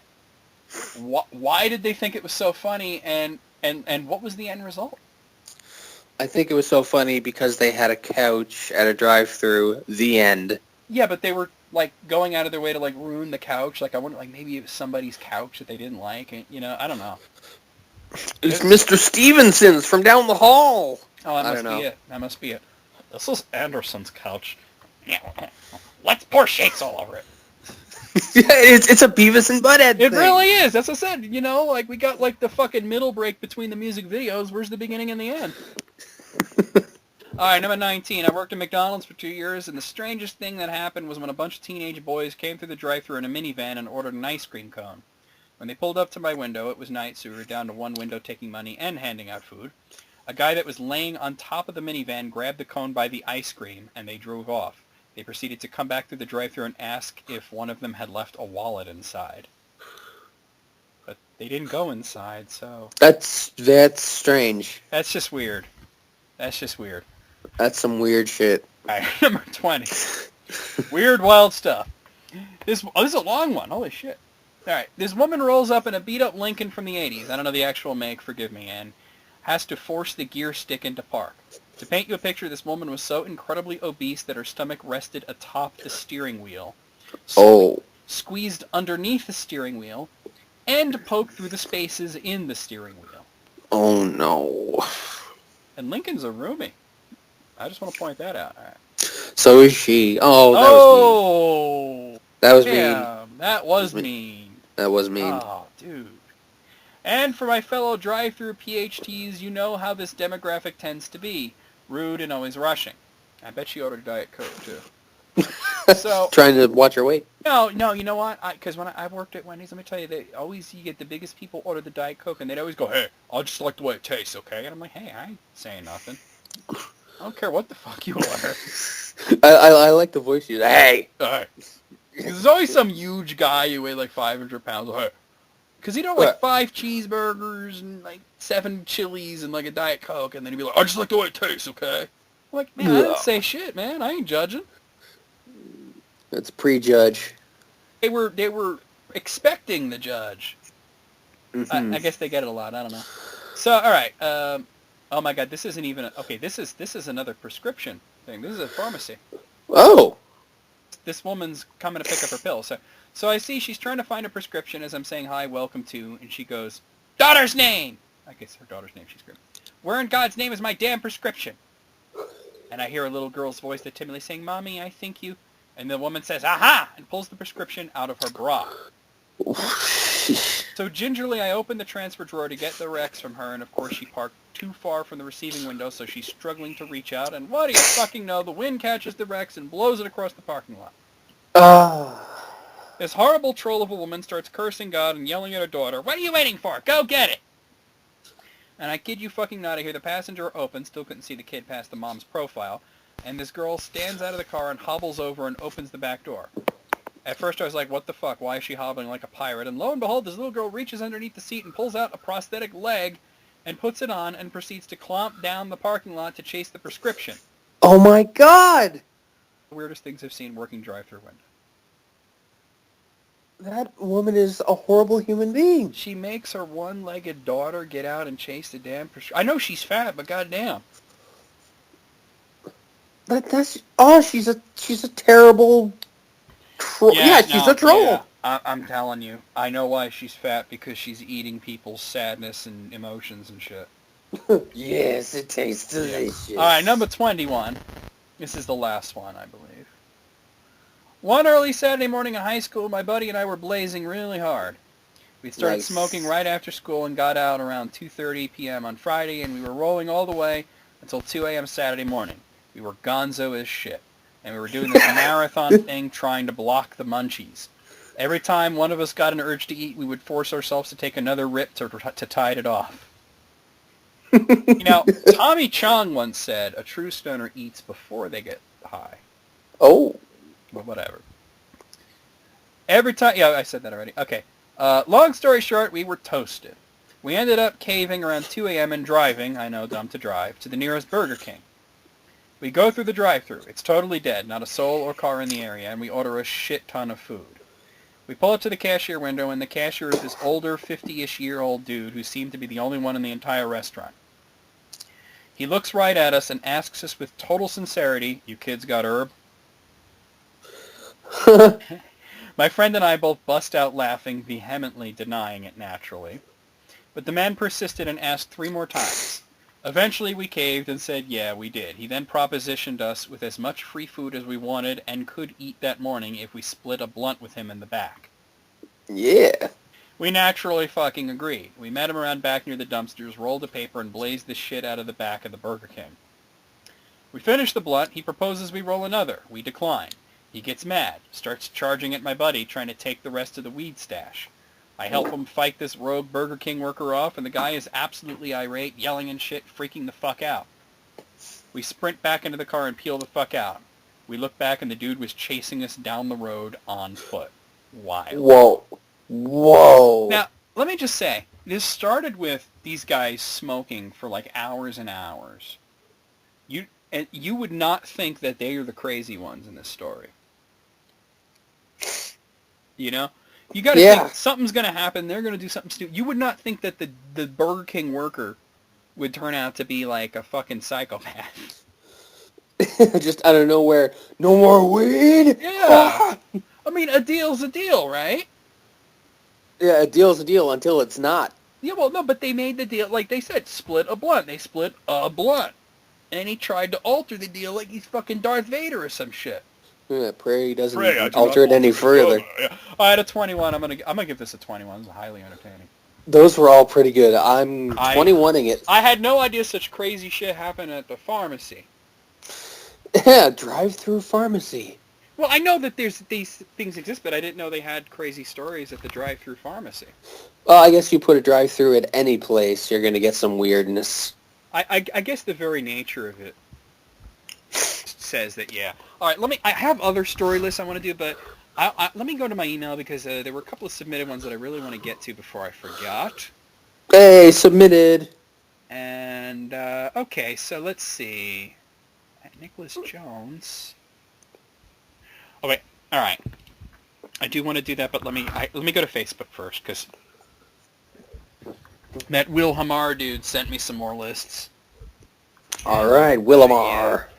Yeah, and there we go. All right, I gotta go to NecroVMX.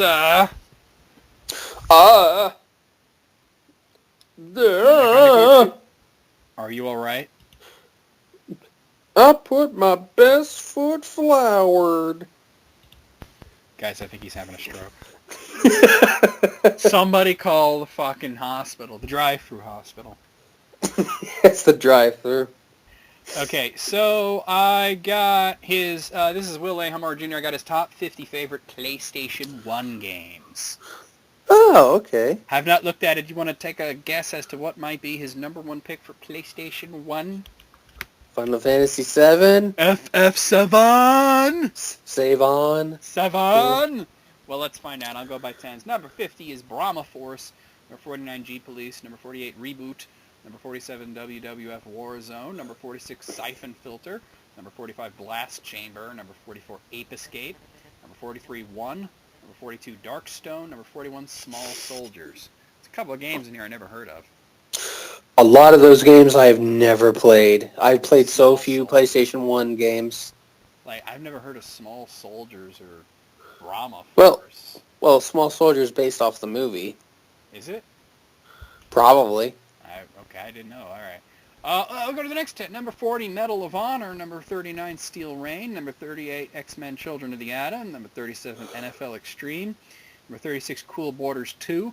Number 35, Fade to Black. Number 34, Urban Chaos. Number 33, Duke Nukem Time to Kill. Number 32, Power Rangers Zeo Pinball. And number 31 is Bloody Roar 2. I'm sorry I'm laughing at this Power Rangers pinball idea here. Well, hey, man, maybe it's just good pinball all around. What is the ball? Is it like one of the Power Rangers rolled up like Samus? Or maybe it's like one of their power coins, but I don't know. Whatever the hell they are. Yeah, maybe. All right, number 30. It's morphin' time! Why not, right? Number 30 is Looney Tunes Sheep Raider. Number 29, Rayman. Number 28, Aladdin. Number 27, Twisted Metal 3. Number 36, Fighting Force. Number 25, Legacy of Kain Soul Reaver. Number 24, Spyro Year of the Dragon. Number 23, Metal Gear Solid VR Missions. Number 22, Medieval 2. And number 21, Gran Turismo. Gran Turismo. This guy definitely favors the action games. Yeah. Definitely yeah, favors the action games. Legacy of Kain Soul Reaver is pretty cool. Was that the first in those games? No, Blood Omen was the first one. Blood Omen, okay. Blood Omen was the one that was like a dungeon crawler kind of action game, and Soul Reaver was more of a platformer. Yeah, like, I've never actually played them, but I've watched people play them, so yeah. They're all pretty good. That Looney Tunes game sounds lame, but it's actually pretty fucking fun. Sheep Raider?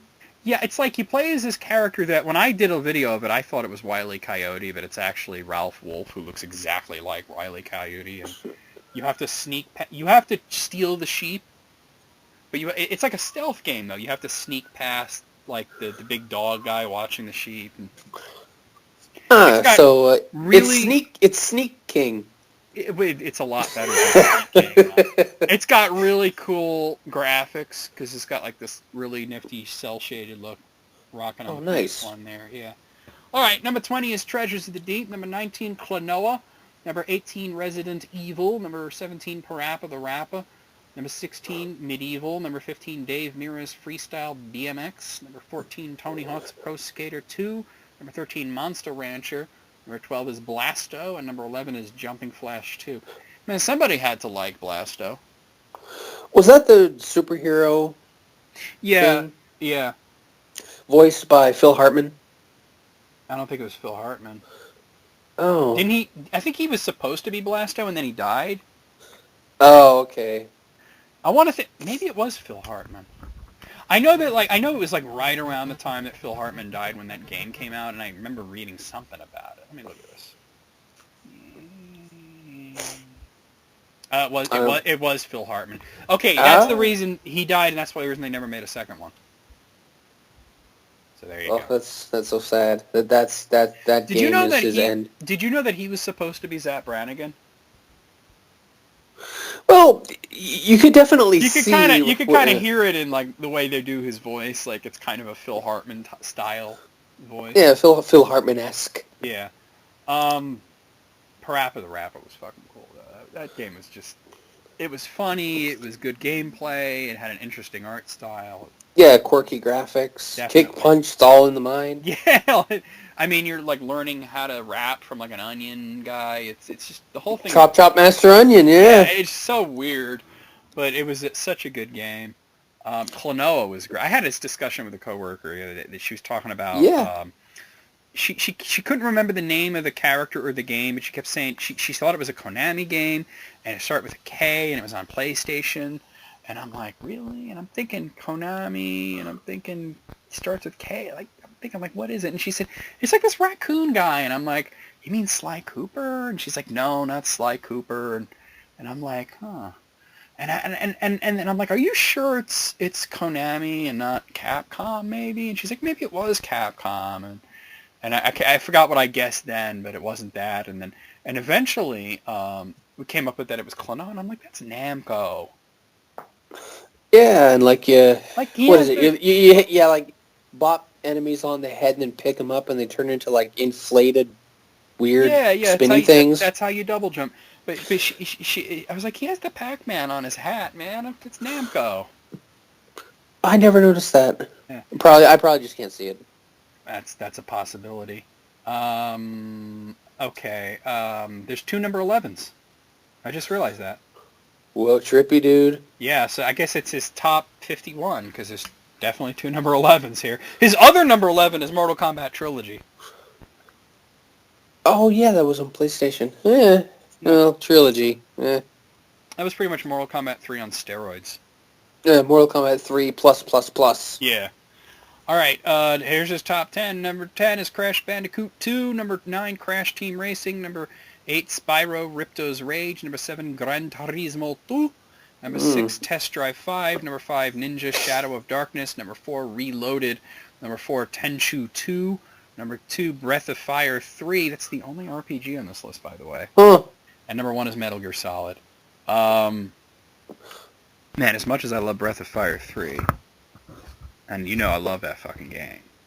Yeah. For that to be the only RPG on the list is kind of crazy, though. Like, if you like Breath of Fire 3, man, there's some other good RPGs on PlayStation. Maybe he just hasn't tried them, and clearly he has an affinity for action. Oh, you found the one guy that obviously does play RPGs, because he got Breath of Fire 3 as his second favorite PlayStation game, but he hasn't played Final Fantasy 7. Or maybe he has, and it just wasn't for him. Maybe, well, yeah, there's a lot of other games. But, it definitely goes to his taste. I don't like Metal Gear Solid, but, Metal Gear. A lot of people like it. I get it. But out of 51, I guess, because there was 2 number 11s, that's really fucking weird. I'm gonna give it I'm gonna go like 32. 35. 35, okay. All right, now, this is interesting because he kind of drops your name here. Oh, no. 10 bands and artists that kick ass that you've never heard of except for Jesse. So he's thinking that you will have heard of these. Let's see if I have. Now, Okay. I glanced at this list, and I can tell you I haven't heard of any of these. Oh, shit. So let's see if you've heard of any. Is my cred going to go down if I haven't? Oh, no. Perhaps. Do you have cred? No. So then don't worry about it then. Don't worry about it, man. So incredulous. All right. Number 10 is dumbfounded.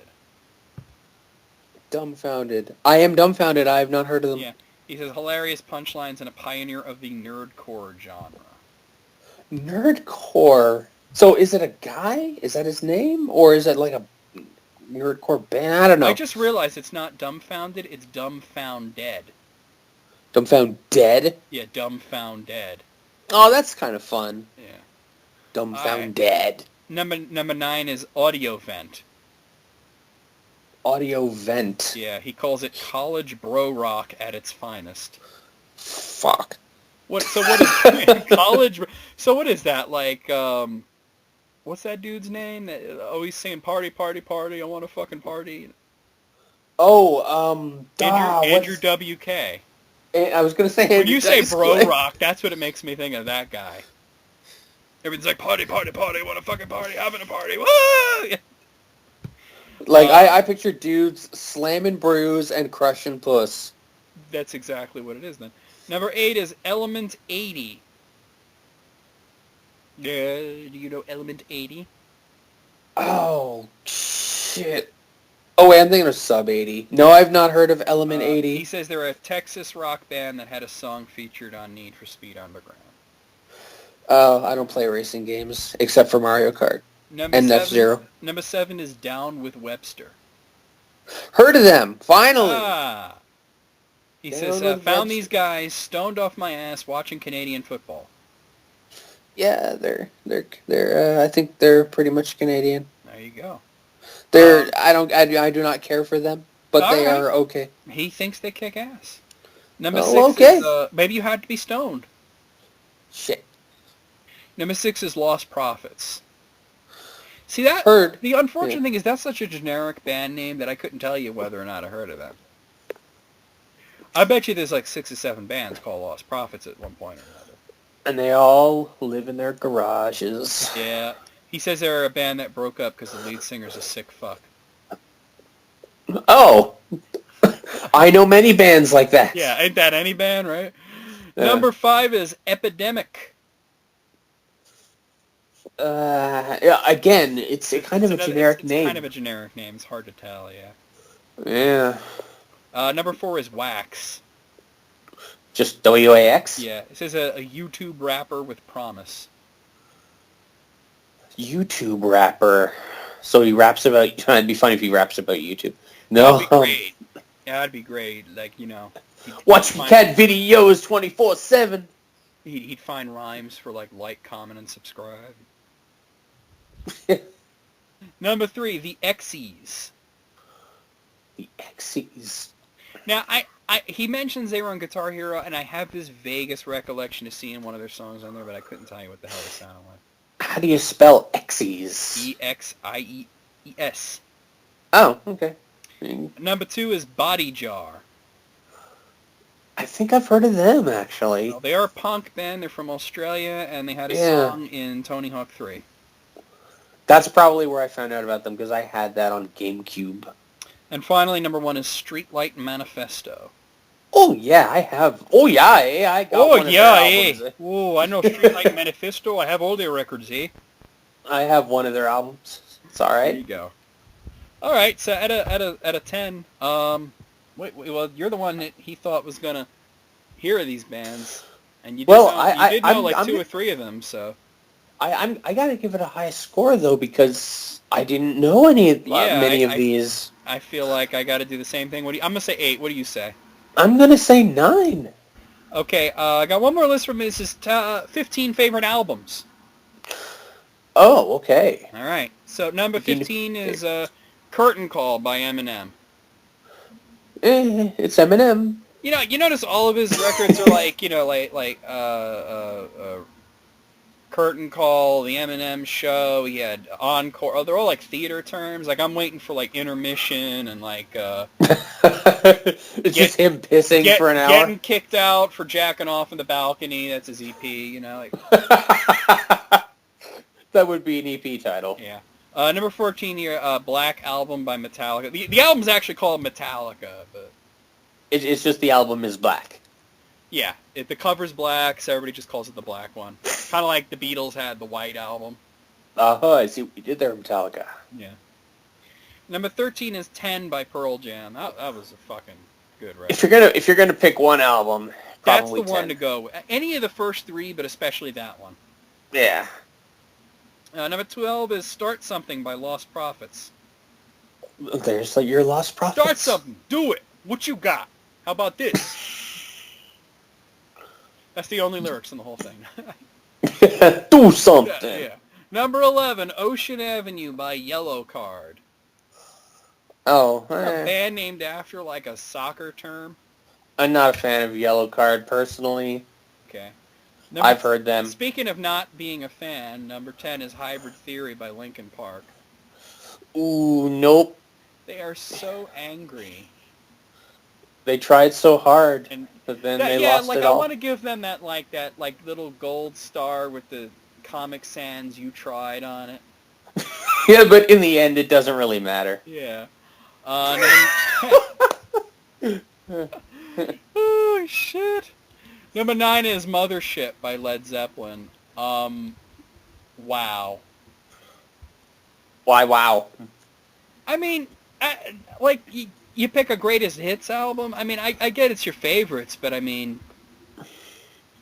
I don't know, you pick any album and it's kind of like a greatest hits, really. Yeah, I mean, pick one of the Led Zeppelin albums. Don't just pick some compilation that was released like 20 years after they stopped doing anything. It just seems... Yeah, like I pick any of the numbered ones or... Well, yeah, that's it. Anything. Number 8 is Gasoline by Theory of a Dead Man. Not really into the Theory of a Dead Man. Nah, me neither, man. Me neither. Number 7 is The Hit List by Unwritten Law. I have no idea who the hell that is. Oh, they're okay. They're Okay. just kind of like punkish kind of stuff. You know the punk shit. Number 7 is The Hit List. Oh, I said that one. Number 6 is Godsmack by Godsmack. I am Godsmacked. They are so boring. Oh, you think they're boring? They're just so like... They're not bad. They're unexciting. They're the metal definition of meh. Yeah, pretty much. Yeah. Number 5 is Here's to the Morning by Unwritten Law. Oh, you really like the Unwritten Law, don't you? I don't know Unwritten Law, but I like the title. Here's to the Morning as in like Mourning the Dead. Morning, yeah. That's cool, yeah. Number 4 is Hello Rockview by Less Than Jake. Oh, that's at one point, ska punk. Yep. And then they just became punk. Hello, Rockview? Ugh, that's my least favorite Less Than Jake. Dude. No, hey, man, somebody's got to like it, right? Everybody, yeah, fair enough. Every album's somebody's favorite. Fair play. Number 3 is Eye in the Sky by Alan Parsons Project. Oh, wow, okay. Yeah, that's a very different direction than the rest of this, right? Holy shit. Wow, okay. Number 2 is Phobia by Breaking Benjamin.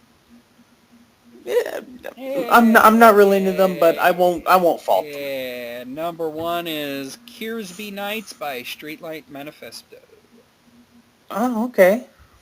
All right, well, That's the one album I actually have. I'll be honest with you. Half of this list I'm looking at like Blink Blink, and the other half I'm like, no, that's some bullshit. I'll give them like the Metallica. It's not even the best Metallica album. I'll give them Pearl Jam, but I don't know, man. I'm gonna give it like a 5 out of 15. I'll give it an 8. An 8. Well, what would be the best Metallica? Ride the Lightning? But Master of Puppets? Master of Puppets, man. Yeah, Master okay. of Puppets would be the best. That shit's classic, motherfucker. Okay, what do I got here from Nicholas Jones? Looks like some good shit. Oh, Nicky Jones. I don't know about this. 100 worst tattoos thing. That I don't think I'm gonna do that one, to be honest. How about 15? A guy taking a shit. Yeah, 15 worst comedians. You like Okay. worst lists? I do. Who do you think is like the worst comedian? The worst? I I've seen some pretty... I gotta like say Carlos Mencia. For stealing shit? Because he's not original. Or what about, who's that guy that was funny and then wasn't? that doesn't help, man. That could be a lot of people, man. Fuck, I know, just, never mind. Maybe he'll be on the list, I don't know, let's see. I hope so, and then you're like, that's the guy! That's the guy! Yeah. Number 15's Michael Richards. Ooh, He's yeah. not good. I mean, he was a good actor, but not a good comedian. Yeah, you can be funny, but not necessarily comedian. I mean, he was great as Kramer. People were writing the lines for him. He was doing this great physical comedy stuff, his mannerisms and all that shit, but to be a stand-up comic, you have to be able to write your own material. Yeah, and instead he just went on that tirade. Yeah. Number 14 is Andrew Dice Clay. I gotta say, man, even when this guy was at the height of his popularity in the late 80s, I thought this dude was whack as hell. I agree. I don't get it. Like I never got it. Like, he would come out like wearing this like foam costume, made him look like a fucking gladiator from The Running Man. Chuck and Joe went up the hill with the buck and a quarter. Joe came down with $2.50. Oh, and I'm just sitting there like, this ain't funny. And everybody, you'd see the audience saying the jokes back at him. Yeah, and they don't cracking up, and I'm like, it ain't that good, man. It's not even good. Like, it's not even worthy of saying that good. Number 13 is Margaret Cho. I don't know. I mean, I don't think she was particularly good, but I don't think she belongs on the 15 worst. Yeah, I wouldn't say worst, just subpar. Subpar, yeah. I mean, I think she had some good jokes, but a lot of it was just rambling about her mother. She has good jokes. It's her set that isn't as great. Yeah. Like, that's why I think she did better on the sitcom than she did on stand-up, Some people are just better at, scripted Unfortunately, material. and by the way, do you know why her sitcom was canceled? Why? Because they said she was too fat. Oh, come on. Yeah. You're too fat. You're too fat to be on to have your own show. And it was like, and this was at a time where like the number one sitcom was Roseanne, so that was Roseanne, right? All right, number 12 is Sinbad. He's another one that like I liked his sitcom, but his stand-up was whack as hell. I liked his sitcom, and even some of his stand-up was all right. But it was just kind of all right. Like I'd sit there, listen to a couple of jokes, and go, "What else is on?" Yeah. God. Number 11's Lisa Lampanelli. I just find her to be mean-spirited and just boring. Look, she's the queen of mean. That's her whole thing. Yeah, the queen of mean, the cunt of comedy, but she's got the cunt part, but not the comedy part. I personally like a lot of her jokes. It's only if the people she's making fun of are in on it. Then it's it's okay. Even when she's disparaging herself, I'm like sitting there like, yeah, and what else you got? I don't know. I think she's pretty good. Some of her jokes don't land, and when they land, they really don't land though. Number 10 is Larry the Cable Guy. I mean, okay, I should have named that guy. He's pretty bad. He's pretty bad. I want to say, even when he's got a decent joke, his ham-fisted delivery just makes you not want to hear it. Honestly, I don't know. I might get lynched for this, but that whole blue-collar comedy, I'm not into it. I'm just not into it. It could be good. It's just he sucks. Yeah. He was just bad. I mean, number 9 is Yakov Smirnoff. Actually, that's interesting. In Soviet Russia, car drive you. Yeah, in America, you Hilarious. can always find a party. In Soviet Russia, party finds you. Ha! Oh God. Unfortunately, I mean, he would have a couple of those would be pretty good, but he would just do that joke, like variation of that for the whole set. And it just kind of it got stale quickly. Well, the Cold War ended, and then he didn't have anything to say. Yeah, Soviet Russia was a million years ago. Yeah, Number in 8 is Soviet Russia a million years ago was you. Number 8 is Tim Allen. Yeah, I don't like anything about Tim Allen. Really? Is he just an asshole? He's just an unlikable putz. Really? I just don't know much about him. I even just watching him in like the Santa Claus, I just wanted to punch him. I liked the Santa Claus. Yeah, but I mean, come on now. He was just like, hey, what if I fall off the roof? Shut up, dude. Just do your fucking job. Man, you really got it out for him. I just don't like him. I find him to be unlikable. I really do. I find him to be unlikable. You probably know more about him than I do in that case. He's just irritating. Number 7's Bob Saget. I gotta disagree. I think Bob Saget's funny as fuck. He is hilarious. I don't know what's wrong with this. I mean, he's a guy that could tell the same joke over and over, keep coming back to the same punchline and make it work somehow. Just twist it in the right way. I saw one set he did where he just kept harping on fucking Gollum from Lord of the Rings, and every time he brought up Gollum, I would just crack up, I don't know why. Every time he brought up Gollum, I would just lose it. He really has this way of using repetition, I think, really well. He's not his character from Full House. No. He's not. But I think that, you get that thing where people think he's going to be like that, or he's going to be like, America's Funniest Home Videos, and they're shouting all the cocks and fucks and everything that he says. And the thing is, his set isn't even that dirty. He just curses a lot. Yeah, it's just a stark difference, that's all. Yeah. Number 6 is Carlos Mencia. I mean, there you go. He's just unfunny, fake, racist. Many fake things. And just a joke thief. Oh yeah. Just not funny at all. Number 5 is George Lopez, and I kind of feel like they got a point. Like, Lopez ain't funny, but he just seems so likable, though. Like, I want to like George Lopez. He's a likable guy. I just find his set boring. I liked his show, both of his shows. I liked his sitcom and his talk show, but his stand-up, it's not that good. But he is likable. He's like the opposite of Tim Allen, Fuck. Tim Allen, man. I don't know, Tim taking it on the chin. Yeah. But yeah, George Lopez, he's the kind of guy you just want to sit down and talk to for a while and get to know. Number 4 is Jeff Dunham. I've never really understood the hate-dom that Jeff Dunham has. Hate-dom? I saw him... He really has, like, a really dedicated hate-dom. It's kind of crazy. Well, I may not be necessarily part of that hate-dom, but I find his jokes... not just boring, but just bad. But that's the kind of his thing. Like, he's telling it through the puppets, and I mean, some of them are hacky, and I get that's kind of the joke. He's a very good ventriloquist, though. He's good at being a ventriloquist, as a comedian. Some of his one of his characters, I think he's kind of like a little meta, because like one of his characters is literally like a fucking jalapeno sticker on a stick. I am Jose Jalapeno on a stick. And that's the whole fucking joke, and it's like, man, that takes balls to go out there with a fucking pepper on a stick, and that's your whole fucking thing. And people will laugh at it because it's him, and it just boggles my mind. Well, he's got a fandom. He's got a hate-dom.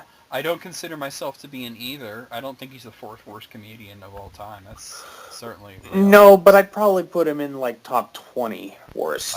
Number 3 is Kathy Griffin. Oh. Okay, here's the thing. I don't think it's her material.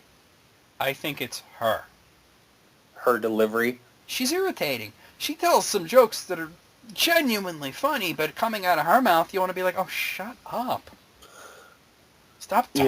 Yeah. Stop waving your arms around. What is that? Just stop and breathe between words. Yeah. Like, just replace her with, like, any other woman, and it would be really funny. Any other person, yeah. Somebody who didn't drink 6 cups of coffee before they went on stage. Like, I guarantee if Melissa McCarthy went up, and I know she's not a stand-up comedian, she's an actress, but if she Right. went up and told the same exact set, people would love it. Oh yeah, because she can She's also deliver likable. like She's some likable. physical hilarity. Yeah, but people like her. People like Melissa McCarthy. Nobody likes Kathy Griffin. And I'm No. sure she's a nice person. She just needs to shut up a little. She's like that one annoying aunt you have at every holiday that won't shut the fuck up, and you're just like sitting there trying to eat your turkey, and you know what I mean. You have to embrace the negative space between jokes sometimes. You need that space. Yes, you need timing. That's what it is. Number 2 is Carrot Top. I mean, I don't even know that he belongs in this, because can you really call this motherfucker a comedian? Yeah, you just gotta maybe comedian in name only. I remember seeing him. First time I ever saw him was on fucking Star Search. What? Really? That young? And he won. He won. He won Star Search. You remember what his props were? The same old shit, you know, the big trunk of shit. Yeah. Number 1's Dane Cook. I should have thought of him. He's terrible. That was the guy! That's the guy! Oh, okay. He's terrible. The guy who was funny and then not funny because he was popular, and now he's not. But he was funny for like 5 seconds, you know? It was like, he had like one good set. Everybody like freaked out. All of a sudden he's a big star, he's in movies and shit. And then we looked at him and like, hey, this guy wasn't good. He just had one good set. Yeah, one good set. It's a pretty good list though. I don't agree with the thing, but pretty good list. Out of 15, I'm gonna go 13 on this one. I'm gonna agree with 13. That's good. That's good. I mean, I like I said, the one thing that I really disagree, like if I could strike it off, would be Bob Saget. Because he is genuinely fun to watch. I mean, I think he's good. He's a good storyteller too, because jokes are usually stories too, and he has a way about it. All right, and just his voice is just nice to listen to. Yeah, exactly. All right, now I got 2 more lists from Nicholas Jones here that are comic book related, so this should be interesting. You know more about the comics. I know more about. I know kind of the comic culture. Well, there you go. Okay, so this is from Top Tens. It was submitted by Nicholas Jones, but he didn't write. It's from Top Tens. It's Top 10 worst moments in DC Comics. Oh, okay. I'm trying to think. What do you think might be a moment on here? The worst moment, like if we could count like an entire event as a moment, it would have to be Amazon's attack. Amazon's attack. It's so bad. It's like they wanted to do a Wonder Woman event, but they were just like, well, Amazon's attack. Okay, what's it about? They attack. What's their reason? Nobody knows. That's the thing. Really? They had all these comics that all contradicted each other, and nobody knew why they were attacking. And then there were characters that were on one side in one comic, and then some other writer would put them on another side in the other comic. It was a mess. There was no comic collusion? There was no collusion. Nobody was talking to anybody, and then they forgot about it like a month after. They were like, that never happened. Don't worry about it. Wow. Nothing good came out of it. What about like the whole goddamn Batman thing? Oh my God, yes. Well, that's not mainstream. It's I mean, if we're counting all that stuff, yeah. Well, DC, goddamn right? Batman. Yeah. I was thinking DC Universe, but I guess it could be DC anything. Yeah. Okay. Well, number 10 is Superman in a porno. What? For real? I think this is like the 80s, 70s or 80s, where there was this guy who got control over Superman and Big Barda, and he like had them hypnotized, and he made them like film a porno together. And they wouldn't show it, but they actually had like him, like they drew him in a porno. Like they were like, you know, like in their underwear and kissing and shit, and then like somebody else like came in and like rescued them. Man, and people said comic books are for kids. And it really, this was John Byrne who wrote it. The guy is a fucking hack. I don't care how many issues of Fantastic Four he wrote. James. He upset Jack Kirby. Jack Kirby created Big Barda, and to have that happen to the character really upset Jack Kirby. So I bet, you know. Number 9's Emerald Twilight. Oh. Just the disdain. No, I'm. It's not disdain. It's that it's me disagreeing with the choice. Oh, really? Emerald Twilight is only like bad in retrospect. At the time, it was really fucking cool. What is it? This was the story that they did in the 90s where Hal Jordan, Green Lantern, became a villain. Oh, well, that's kind of a neat twist. And it is sort of like a thing. It's sort of a hacky thing when you look back on it. In the 90s, everything crappy was happening. Like Superman died, Batman got his back broken, Wonder Woman was replaced by some floozy, Green Lantern was a bad guy, Spider-Man was a clone. I mean, like, every comic character you could think of, some stupid, shitty thing happened to them, because everything had to be so edgy. But the writing in Emerald Twilight was actually really good. Oh, so the premise was not cool, but the writing was? Exactly. It was well done. And they kept him as a villain for, like, the next, 12 years after that, so... 12? Really? That came out in 94. Green Lantern Rebirth didn't come out until like 2006. Oh, this whole time I thought Hal Jordan was always, like, nice. No, he was the villain Parallax for a long time. He was the embodiment of Parallax? Well, he just called himself Parallax. It was the retcon that made it where Parallax had infested him, and that's why he called him. All that stuff didn't exist back then. Oh, It came from Emerald Twilight. Oh, man. That started a lot of shit. It was cool. Green Lantern was getting stagnant, and they needed to shake it up, and they sure as hell did. And then we got a new character. We got fucking Kyle Rayner, who everybody fucking loves, so... Oh, okay, wow. I don't agree with that. Number 9 is Superman at Earth's End. I mean, I don't know anybody that takes this shit seriously. That was like... where it was like some dark future and Superman had guns and he looked like Santa Claus. What the fuck? Yeah, I'd be like, I'm on board. It was like fucking Image Comics presents Superman kind of thing, It was so bad. The art was terrible. It was just bad. I want to see Santa Claus Superman with guns. You want to see a fucking picture? I'll show it to you. You want me to send it over Skype or Facebook? What's easy? Skype. Okay. Here it goes. I sent you the link. Oh, man. I click that shit. Clickety-clack. Wait, hold on. Don't click that. I fucked it up. Oh, boy. I fucked it up. Let me unfuck it for you. Okay, there's the non-fucked version. It should actually show up in the window now. I mean, it's just lame. Wow, he's God. He looks like God. Like how many fucking guns does he carry? How many guns do you need your Superman? You don't need any guns. Wow. Your eyes are guns. That's so fun. That's fun. It's so stupid. Alright. Number 7 is The Dark Knight Strikes Again. Oh, yeah, the less good one? Well, I don't even think that Dark Knight Returns was any good. I thought it was good when I read it and I was 13 years old.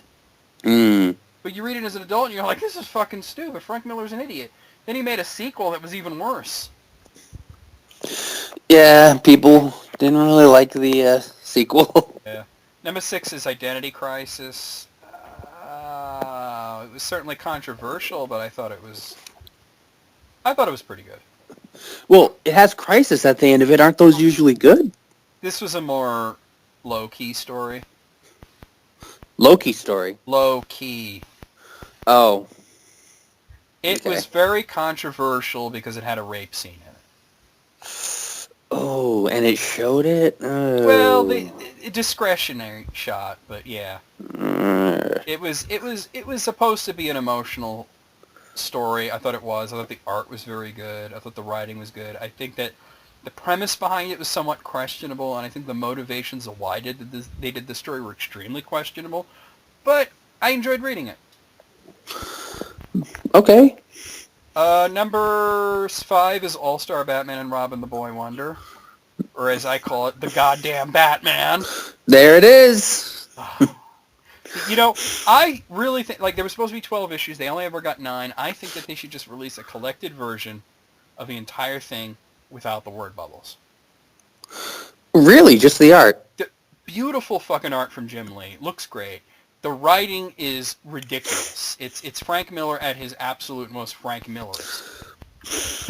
And the thing is, he threw that. It was like in the second issue that goddamn Batman line was thrown in there, and everybody harped on it so much that he started putting it as every other line. Like there was one page where they said goddamn Batman like 5 times on that page. That's like, terrible. Clearly, he's looking at the internet, he's reading all the hate mail, he's reading all the comments, and he's jerking off while he's doing it. That's what gets him off, man. All right, number 4 is Amazon's Attack. I kind of already went over why that's bad. Wow, okay, so it was on there. Yeah. Number 3 is Countdown to Final Crisis. God, that was a mess too. It wasn't as bad as Amazon's Attack, but it was clearly like no one knew where the story was going. If you're going to do a big event, you got to have everybody on board. Final Crisis was so good, but it had nothing to do with Countdown to Final Crisis. Oh. They literally were not related to each other. Different writers, different story. Like they were just doing a story called Countdown, and eventually they changed it to Countdown to Final Crisis. But then it was completely unrelated. Really? And Countdown was just bad. All right. Number 2 is okay. Now we're getting stupid. Because number 2 is Final Crisis. Final Crisis fucking ruled. Wait.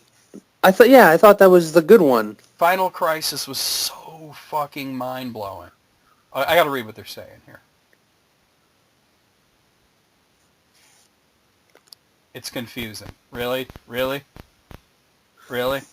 Is that why? Yeah, it's fucking confusing. Grant Morrison read it. It doesn't make any goddamn sense. You got to read it like 50 times, but it's still awesome.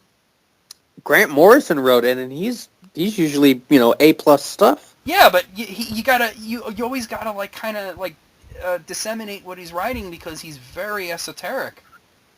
And Final Crisis was it was metaphorical. It was almost he saw the superheroes not as characters but as concepts. Whoa, that's and I trippy. thought that was a really cool idea, and he definitely made that a reality in Final Crisis.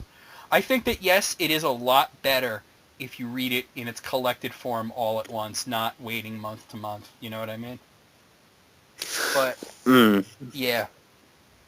All right, what's number 1? Oh, right, Justice League Cry for Justice. Cry for Justice? Why is that? Why would that be the worst one? It was just cheesy. I mean, the Justice League were all acting way out of character. They were like, it was even though it came out like only like 10 or so years ago, it was sort of like, Image Comics presents the Justice League sort of thing. Okay. And they kept for justice, like they kept saying that, like dude, come on, stop, don't do that. Like you keep saying it, but you're not going to make it a thing. They were just trying to do hell of hardcore, So it was just cheesy and hacky. It was basically like Comic Book Event the comic. It was generic. I want to see that. It was generic as fuck. No, I do think Amazon's Attack was way worse though. Out of it was close. 10, I'm gonna say 7. I was gonna say 7 as well. Well, there we go. For justice. I wonder if they have like worst Marvel moments. Yeah, it'd be like the companion. It would be like fucking 10 Spider-Man books. Yeah, what's the one more day or something? Brand new day, one more day, one moment in time, Clone Saga, all that bullshit. They should just put Spider-Man at number 1, just Spider-Man. If you love this character, you hate the comics. And it just shows Spider-Man with his head down holding a comic book. Like, what is this shit? All right. Why did I license myself? Yeah, why did I become a Marvel comic character? All right. His other comic book thing is the top 10 worst retcons in DC's New 52. This may be not so topical because New 52 is over. But yeah, why did they kill it so quickly? They didn't kill it quickly. It lasted like 3-4 years. Yeah, but New 52, doesn't that mean, like, this is the new continuity? Yeah, but they ended it. Oh, so now it's the old 52. Okay, not the greatest news here. This link is not really working. Oh, no. I mean, it's bringing me to the website, but it's not bringing me to that list. What if you type it in Google or something like that? That's kind of what I'm going to do here. Because there's something fucked up with the link that is not actually bringing me to the list. It's bringing me to some, like, comments thread. So I'm going to do what you suggested. Pop that title into Google. Here it is. Is this going to work? Alright, yeah, that worked. Alright. Okay, so these are the ideas that they came up for New 52 that this person feels just did not work. I think I know what one of them is. Just Mr. Freeze's origin. I don't know anything about New 52, so this is all you, man. Yeah, Fill me in. Yeah, Mr. Freeze's origin has to be on here because that was stupid. What was so bad about it? Okay, you know what Mr. Freeze's deal is, obviously. Yes. Imagine that it was all the same, except Nora was not really his wife, just some woman that he was obsessed with. Oh, that makes it less heartfelt and more creepy. I don't like that. They were going for creepy, and they got it, but I don't agree with them doing that.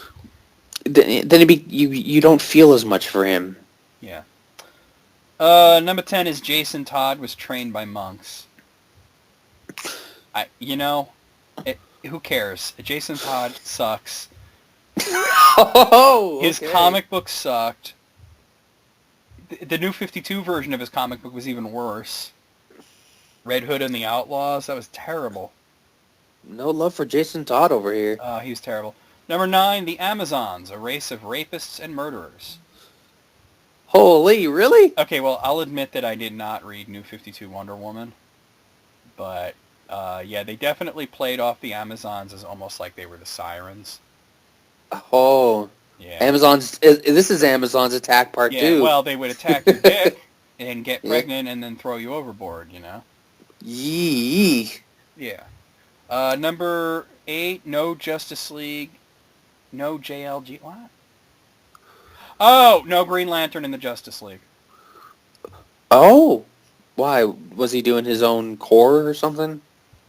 Wait, is that what he's saying? What is he saying? He says no JLGL? Let me read this. Oh, Generation Lost. Oh, okay, Justice League Generation Lost was going on at the time that New 52 came along, and it kind of just ended it there. It just fizzled out? So, yeah.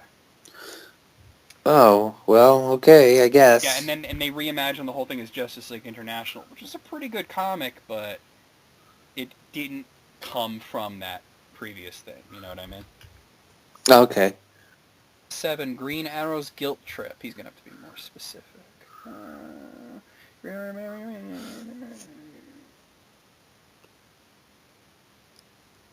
Alright, you know what? I don't even care about this.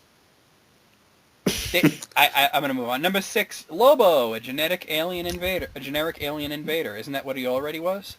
Yeah, that's kind of was his thing. Yeah.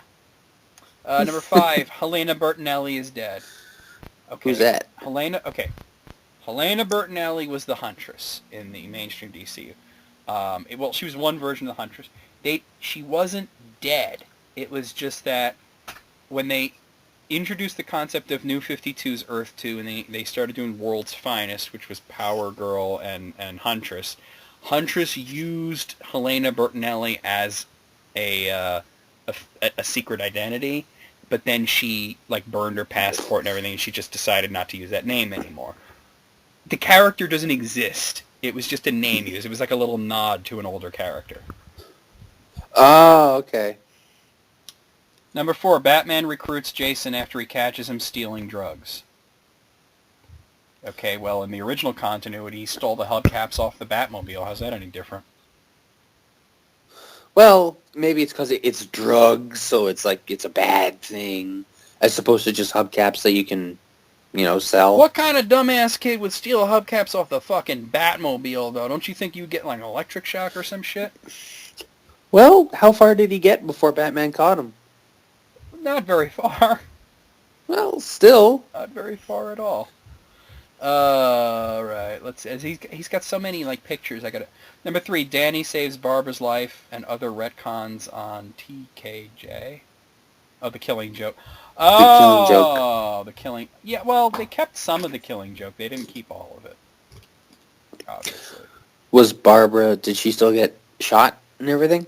The idea that they did, because they reintroduced her as Batgirl, the idea was that she did get shot, but her paralyzation didn't last forever, and she had some physical therapy, and she was eventually able to become Batgirl again. Okay. Which I don't think is that fucking terrible. I know I liked her as Oracle, but, you know, like, okay, so she got better. How's that bad? Yeah, bring back Batgirl, sure. Okay, number 2 is something I agree with fully. I was very upset with this Catwoman's origin. What is her new origin? Or what was her new origin, I should say? They used Batman for Batman Returns as the origin. Really? Pushed out the building, resurrected by cats. Cats all come and like bite her and lick her and stuff? They did that, yeah. That's funny. That is funny. I was not upset with that. You were not upset? I was very upset. Oh, you were very upset. I thought, what the hell's wrong with these people? Batman. That's fun. Stupid. I'm laughing because they did it. It is pretty bad, yeah. And his number 1 pick is that Tim Drake was never Robin. Wow, what happened to him? He was Red Robin. It wasn't that big of a deal. Oh. He was Red Robin before New 52 anyway. He had been using that identity. So they just made it where he'd always been Red Robin and that Damian was Robin. Red Robin. Yum.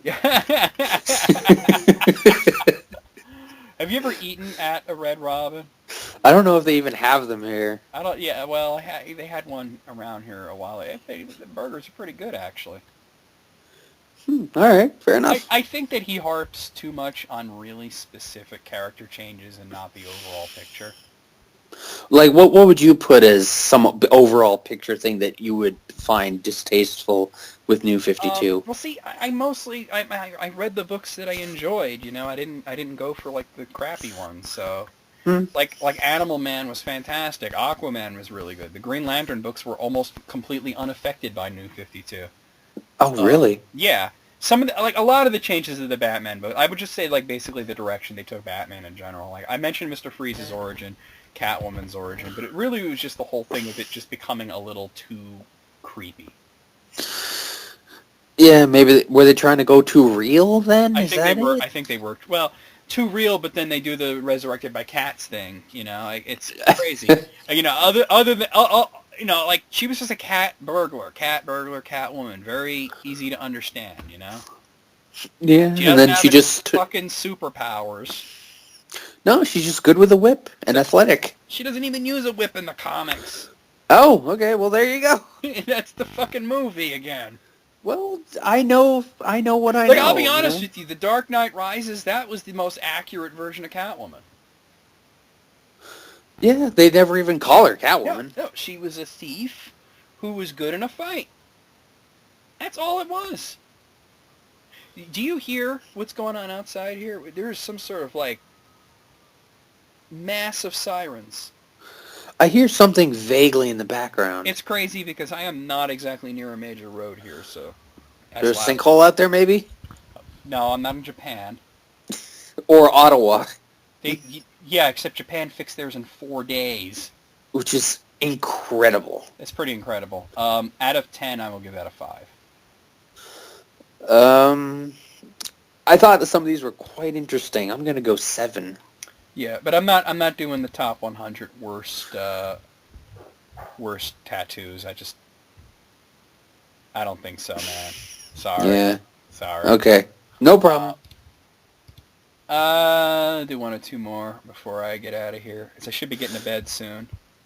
Do 1 or 2 more. Let's see. Okay, I got a good one here. If it'll ever fucking load, this would be amazing. Come on, you whore. It's not loading. What is this shit?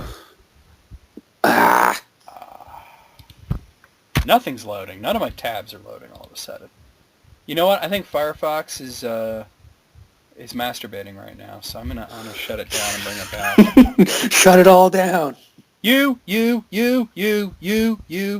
Fuck off! Wait, that Hell's Kitchen? Yeah. Yeah. As I shut down Firefox, that's what I did. I was talking. Shut it down! I was talking to my tabs. Shut it all down! Oh, now everything is... Boop, loading up perfectly. Of course.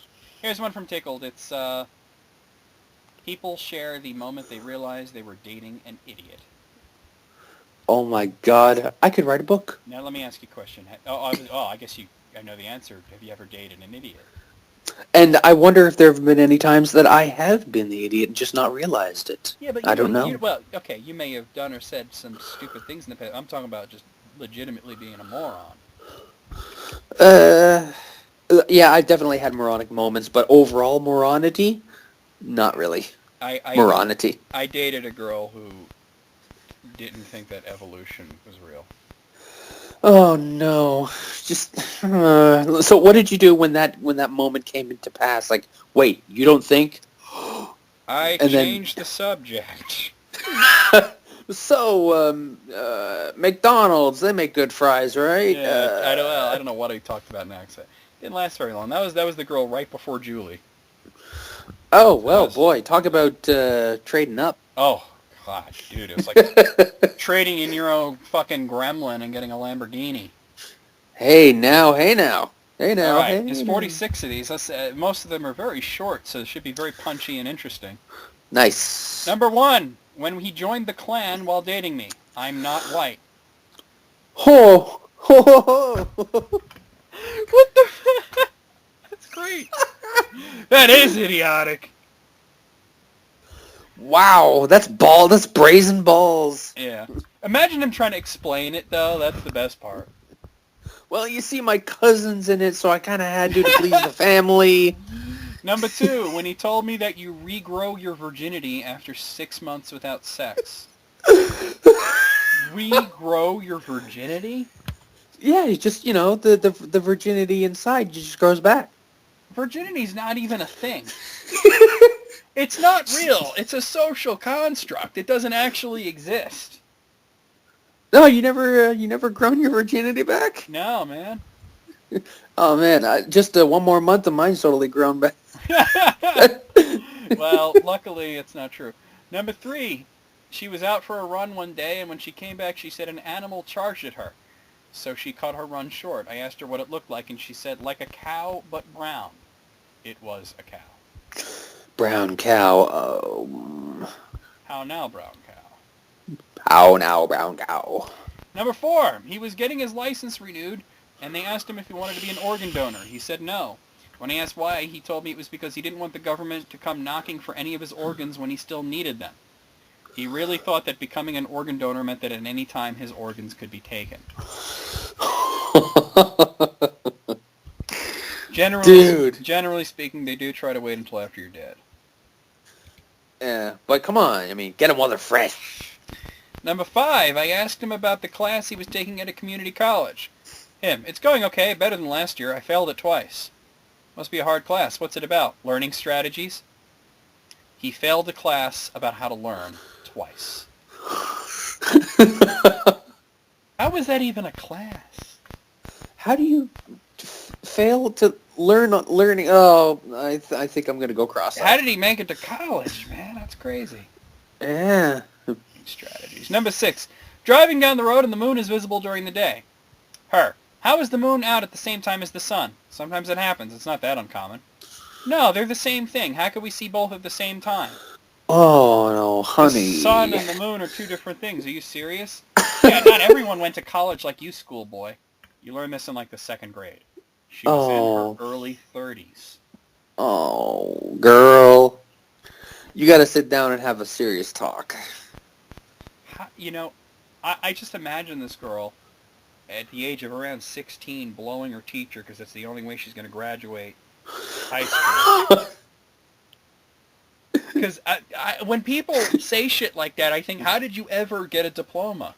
How did you get to this point in your life still believing this, not seeing any movie that proves it? Or I do realize that doesn't exactly have an impact on your life, but still, they teach you this. And even if they don't, through osmosis, you can learn this. Absolutely. All right. Number 7, we were making Kool-Aid. Her, how much sugar does it need? Me, it says on the package. Just tell me, 1 cup. Okay, there's only 1/3 of a cup here. Where's the whole cup? I don't know, just use the 3rd cup. Well, how many scoops do I do then? It's 1/3 of a cup. I don't know fractions, just tell me. I'm not going to tell you. Figure it out. It's 1/3 of a cup. How many do you think it would be? I don't know, Logan. Just tell me. 3. The girl was 20 years old at the time. I'll never forget that. Oh, God. So, like, the scoop is 1/3 of a cup, and she couldn't figure out that it takes 3 to make a cup? Maybe she's really attractive. I hope so. Now, I gotta say, like, I mean, and I ain't drinking this shit now, but I have had Kool-Aid in the past. You don't measure the shit. You just pour. You just pour until it tastes good. Yeah, exactly. And then you keep Maybe pouring a little bit more. Maybe you don't even use the full cup. Maybe you like it a little, I don't know, watery. Who knows? Kool-Aid?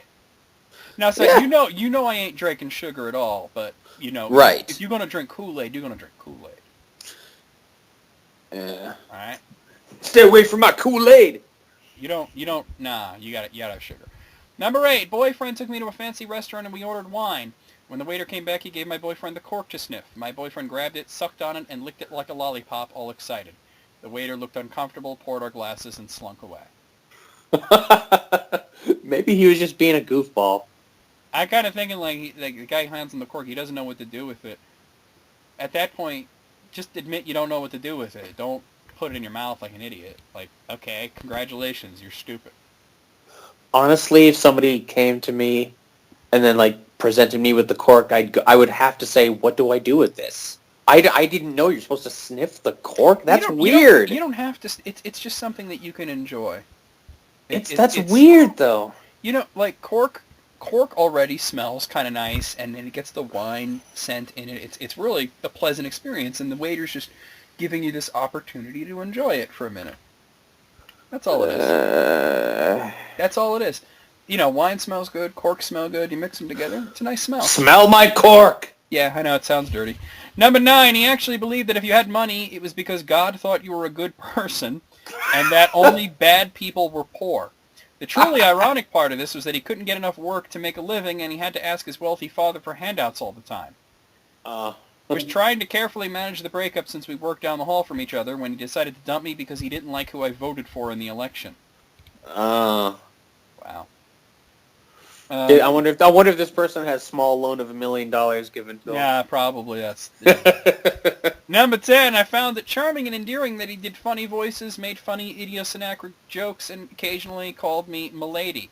Then I saw Anchorman. Oh my God, he was doing a 24/7 Ron Burgundy impression, eclipsing his entire personality. I'm not sure I ever really met him. So, yeah, we were just kind of aping that a little bit ago. Yep.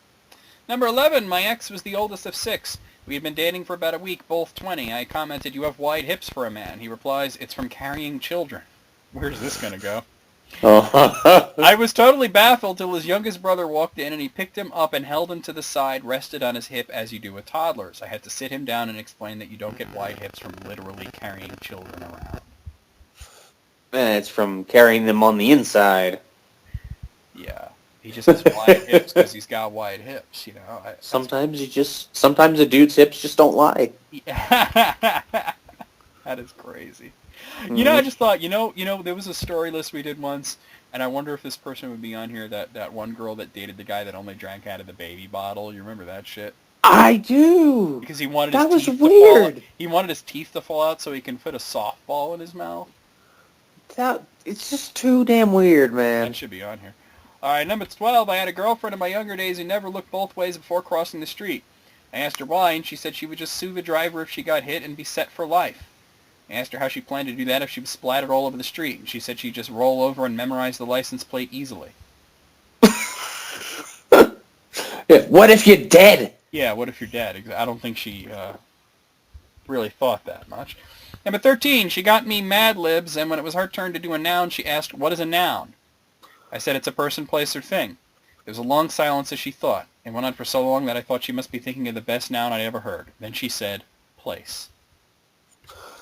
Oh my God! Like she thought those were the 3 choices. And then it took her a really long time to pick one. Yeah. Number 14, when he told me quite seriously about how people with enough willpower can survive by photosynthesis. Well, we lack the chlorophyll for that, so... Yeah. There really are people who believe that, though. Yeah, that they can just eat from being in the sun. They call themselves breatharians. They're kind of They're morons. shockingly stupid. Number 15, he called lingerie linguine, as in the pasta. Oh, that's it? Some sexy fucking linguine, huh? Yeah. You call me a spaghetti strand? Number 16, she threw a butter knife at a light bulb in a crowded restaurant because she didn't like that it was flickering. Oh my god! That's not an idiot, that's a dangerous psychopath. Yeah, they need to be put in a rubber room. Number 17, my girlfriend at the time genuinely believed that it was the Headless Horseman that ran through Lexington and Concord shouting, "The British are coming, the British are coming." Boy, that's an alternate history. That's actually cooler than the real thing. Right? Yeah. Can you imagine that? Number 18, said her dad told her the giant wind farm fans in Central California were to cool things down, and she believed him. Me, when you were a kid? Her, no, last year. Well, her dad's an idiot, she's an idiot. Runs in the family. Oh my god. Oh, you're all idiots. Number 19, is that an albino duck? That is a dove. I'm hearing more sirens. Something's going on, man. Can you see it outside? Not near a major road, man. Ah. Number 20, he decided... I look outside. What do I see? Trees. Number 20, he decided that he didn't want to poop while staying with me in student hall, so he didn't poop for 10 days and seriously messed up his digestive system. Dude, if you gotta poop, poop! Yeah, that's not leading to anything good. Because it only gets worse the longer you wait. That's bad. Number 21, he wrote a love poem about my brown eyes. My eyes are green. Oh, maybe he wrote a love poem about her brown eye, am I right? Oh my. To be fair, there's a chance he might be colorblind, just saying. Oh yeah, brown, green. Number 22, when he answered his cell phone in the movie theater and proceeded to have a loud conversation with his dealer during the movie. Oh man, that's some hacky-tacky shit. Multiple levels of fuckery there. Yes. Number 23, we were out having a few drinks. He said his tooth hurt. He just pulled it straight out of his mouth. I guess it was rotten anyway, but holy shit, who the hell does that kind of thing? Pulled what out of his mouth? His tooth. Oh, God, why? Fucking idiot. Here, honey, this is for you. Yeah, here, I pulled this off for you. When she told me that she'd never been to France, I knew for a fact that she went to Disneyland Paris every year. Paris isn't in France, she insisted. We live in the UK, by the way. You can literally take a train to France. Where does she think it is? Spaghetti Land? I don't know. Paris, Italy. Baba Booey Land. Baba Booey, Howard Stern's penis. Yeah. Number 25. She called the RSVP to a surprise party. God damn it. She called the RSVP to a surprise party. She called the person who the party was being thrown for. When I asked her how she didn't know not to do that, she said the invitation wasn't clear. I looked at the invitation and it said in big letters, "Shh, it's a surprise party." These kind of things, I want to know more. I want to know what was going through her head. It said surprise. It wasn't clear. I know what was going How was it not clear? I know what was going through her head. It sounded like this. Well, I was trying to do like a wind tunnel thing, but alright. Yeah. Number 26, he shot himself in the leg twice while cleaning his gun, 2 weeks apart. How do you clean it when it's loaded? You're supposed to take the shit apart. Shoot me once, shame on me. Shoot me twice, well, fuck. Exactly. Number 27, she thought flashing red lights on the road, as in traffic lights blinking red, meant you were entering a different time zone instead of indicating a stop sign. I was kind of hoping you were going to different time period. By the way, it's not a stop. It just means dangerous intersection. Yeah, just like be careful. Yeah. You should stop and look around because it's dangerous intersection. Number 28, was on a hike and was following a trail I had read up online. We got to a fork and I say, okay, now we need to go north. She says, haven't we been this entire time? Confused, I look at her and ask why she says that. She replies, north is the direction in front of you, right? Oh yeah, always. Yeah, she's operating on tank controls. He's playing Resident Evil. Number 29, my girlfriend and her best friend got into an argument about whether or not Canada was a language or a state. Oh, whoa, what? Do you speak Canada? No, I live in the state. Yeah, the state of Canada. God damn. That's just wrong on several levels. I love that it's two idiots arguing and they're both fucking idiots. That's the best part. Number 30, he insisted that women cannot be doctors, only nurses, and vice versa. He said that the two are the exact same thing except one is male and one is female. Oh my god, so he literally thinks that like a female doctor is a nurse and a male nurse is a doctor. So he lives in ancient times. Okay. No, he's like 5 years old in his brain. Because he's not thinking that women can't be doctors because they're not smart enough. He just thinks that women doctors are called nurses. Oh, that's just that's dumber, right? That's just yeah. stupid. Okay. Oh my god. Number 31. He thought the Nation of Islam was a place. The Nation of Islam. When I explained to him that it was not the case, he responded with, agree to disagree. That's amazing. It's like, fair enough, we will. Number 32, my ex thought that whenever I missed his call, the phone would still be ringing even after it was sent a voicemail. I got at least 3 voicemails a week that consisted of silence and the odd, annoyed, impatient sigh. So in other words, he's hearing, leave a message, and he's thinking, oh, is she ever going to pick up? Like it's still ringing on the other end. Wow. Number 33, we were watching a wildlife documentary, and my girl asked me if bears laid eggs.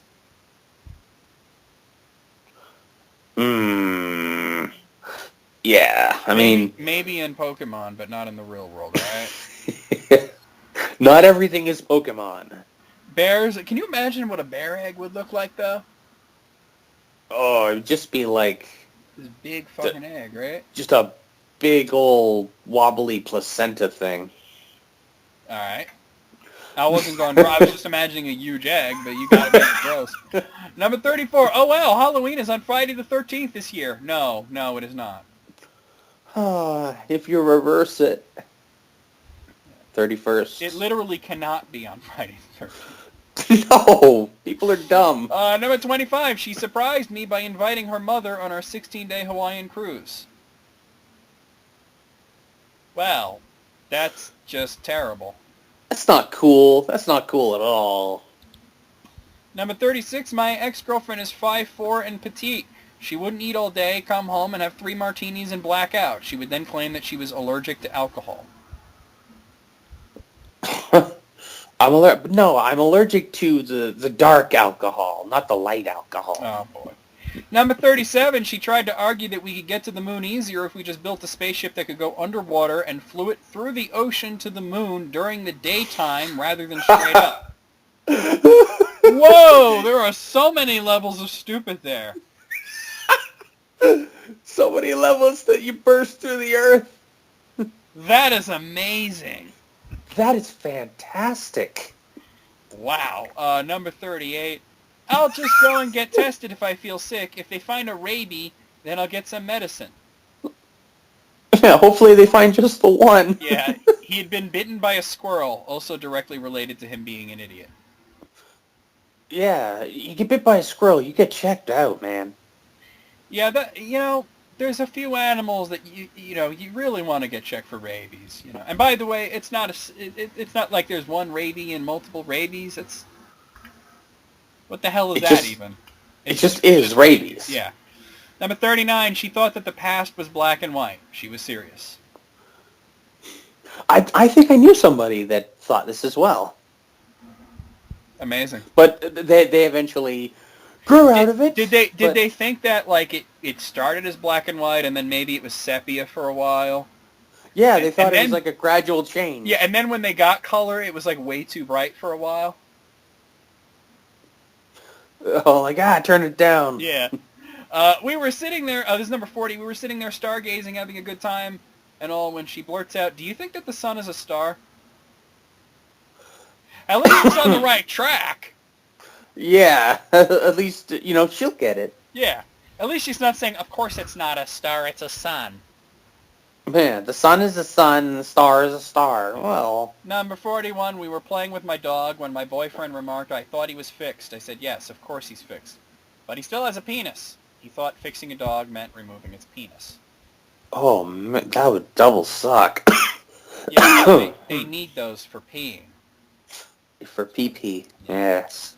Number 42, when she stated that an onion turns black after being cut because it's absorbing toxins from the air. Oh, boy. I think I'm absorbing toxins from the air. I think I'm absorbing some fucking toxins from that post. Oh, yeah. Number 43, we went to a grill house and she was amazed to learn steak came from cows. Also the fact that bacon and gammon came from the same animal confused her. Wait, now wasn't there a Simpsons joke like that? Really? It was like, it was the episode where Lisa first became a vegetarian and they were like, Homer was like, so you're not going to eat ham or bacon or sausage? Like, Dad, those all come from the same animal. Oh, right, some magical animal. Yeah. Okay. That's But wow. this person took it as literal. Number 44, I can't get my girlfriend to understand that Celsius and Fahrenheit are the same thing. She thinks Celsius is cold and Fahrenheit is hot. Oh boy, and that's it? That's just such a finality to it? Wow. Number 45, she claimed to have a doctorate in emotionology. A doctorate. I asked Now, her what is it? Yeah. Well, we're going to find out, I guess. I asked her what her master's thesis was on and what her dissertation included. She looked at me like I was eating doorknobs. She insisted it was a legitimate study and got angry if her friends didn't call her doctor when introducing her. She also kept a ledger of unacceptable words and colors that were not to be used in her presence. Her field of expertise proved that these are words and colors oozed negativity and bred evil. One of the worst parts was meeting this whack job gaggle of friends she had that believed all this stuff. It's like the stupid couldn't be contracted and spread. Oh my god. Emotionology? Emotionology. I want to know what it is. Okay, I just Googled it, and there is an Emotionology Institute. Like the science of emotions? No, dude, it's like graduating Trump University, man. Useless. It's like literally like there's this place called Emotionology Institute, and they send you like books and shit, and you know what I mean? It's like becoming an ordained minister online. It's like going to magic school. Hollywood upstairs medical school. Oh yeah. Like that.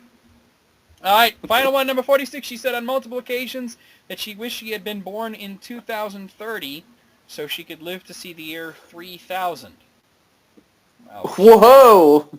Right at the ripe old age of 970. Yeah, damn. Freaking Fountain of Youth. Out of 46, this was spectacular. Yes. There's such dumbness. I give it a 46. I can't not give it a 46.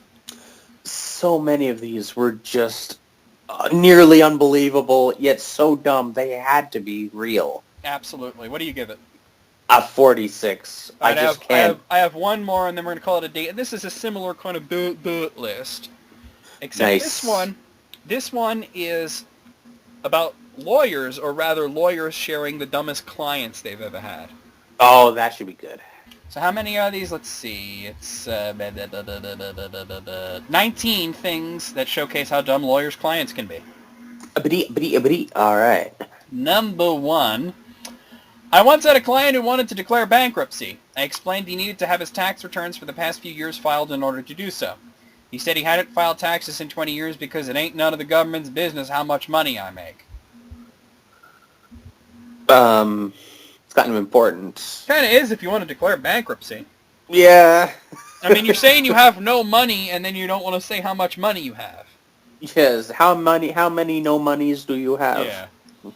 Number 2. When I was a legal intern at a criminal defender's law office, we had a client who was charged with murder. We explained to the client not to make any phone calls saying anything incriminating because it will be recorded. Where prisoners can use the phone, there is a giant sign that says, phone calls will be recorded. On top of that, before you're able to call out, there is an automated recorded that tells you that all calls are being recorded and monitored unless it is to your attorney, which are covered by privilege.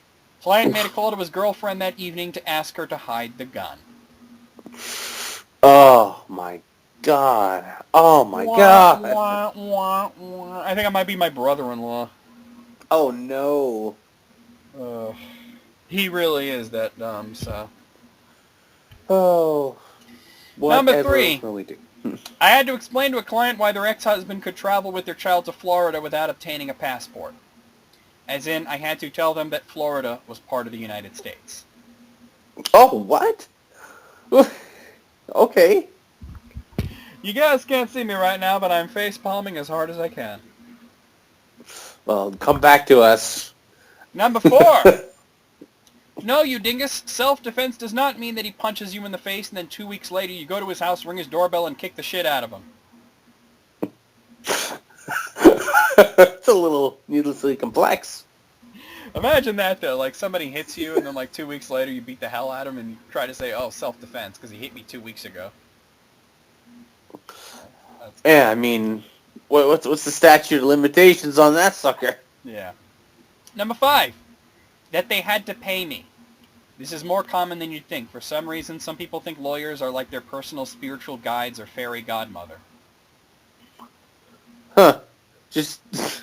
Lawyers cost money? We pay you? Lawyers cost money? No one told me that. I thought they worked pro bono. Well, sometimes they do, but that's different. Yeah. Number 6. It doesn't matter if you were sober or not. You jumped out of a third-story window with a beer bottle and threw it at a cop. The jury is going to think you were drunk. Also, I think you were drunk. Oh. That would get all the cards on the table there. Number 7. By far and away, the strangest thing I have ever had to explain to a client is how to use an elevator. Wow. Our courtroom was on the 4th floor. Our courtroom was on the 4th floor, and she needed to take an elevator to get there. I had to describe how you get in, push the 4, and then get out when the lights above show that she's on floor 4. Yeah. The dumbest legal thing I've had to explain is that you can't terminate your parental rights voluntarily and then request visitation with that child. I mean, first the elevator.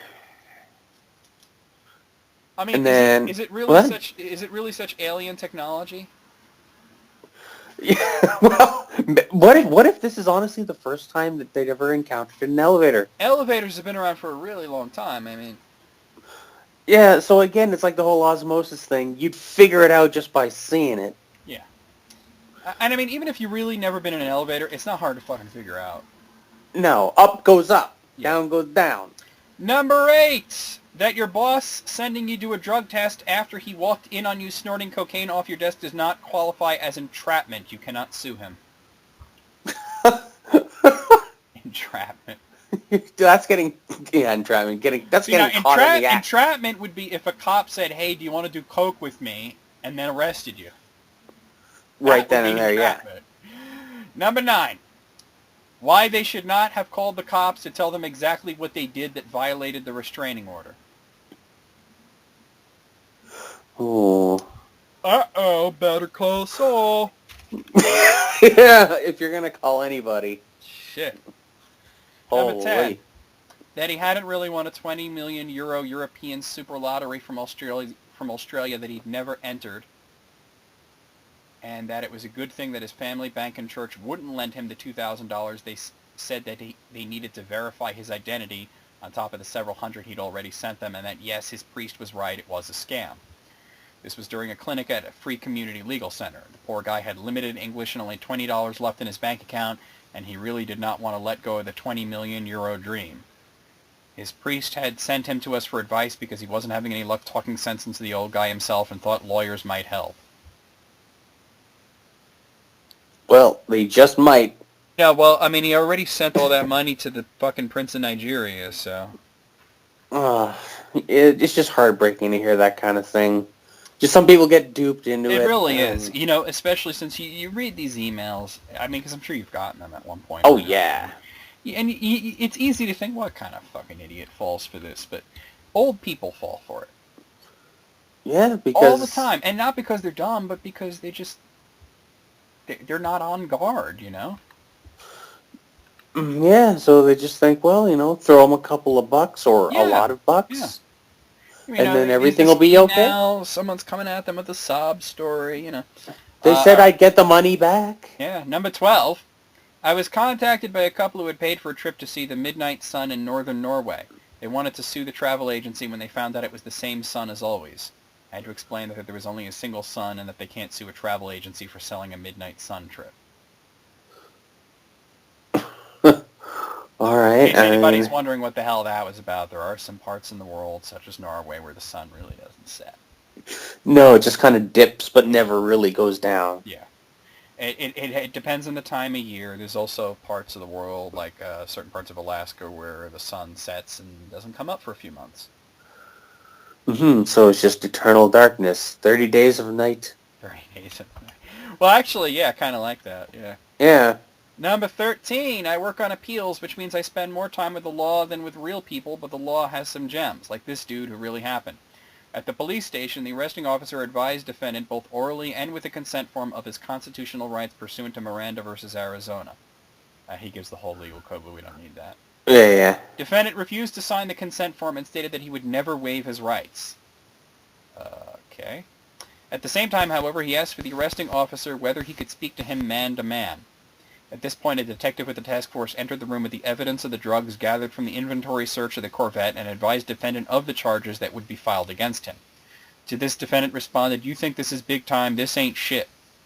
The detective then asked defendant whether he was willing to provide them with any information, and defendant responded that if he were released with his drugs in his possession that night, he would call the police occasionally with information on certain persons he felt needed to be off the streets. The detective then started to leave the booking area, and the defendant said, "And I want my shit back." When the detective asked him whether he was referring to the drugs discovered in the Corvette, defendant responded that he was. File that under, "You should definitely exercise that right to remain silent." Oh, no. Well, ain't no two shits about it. He's going to jail. There ain't no lawyer that can fix that. You just done screwed yourself, buddy. You're fucked, man.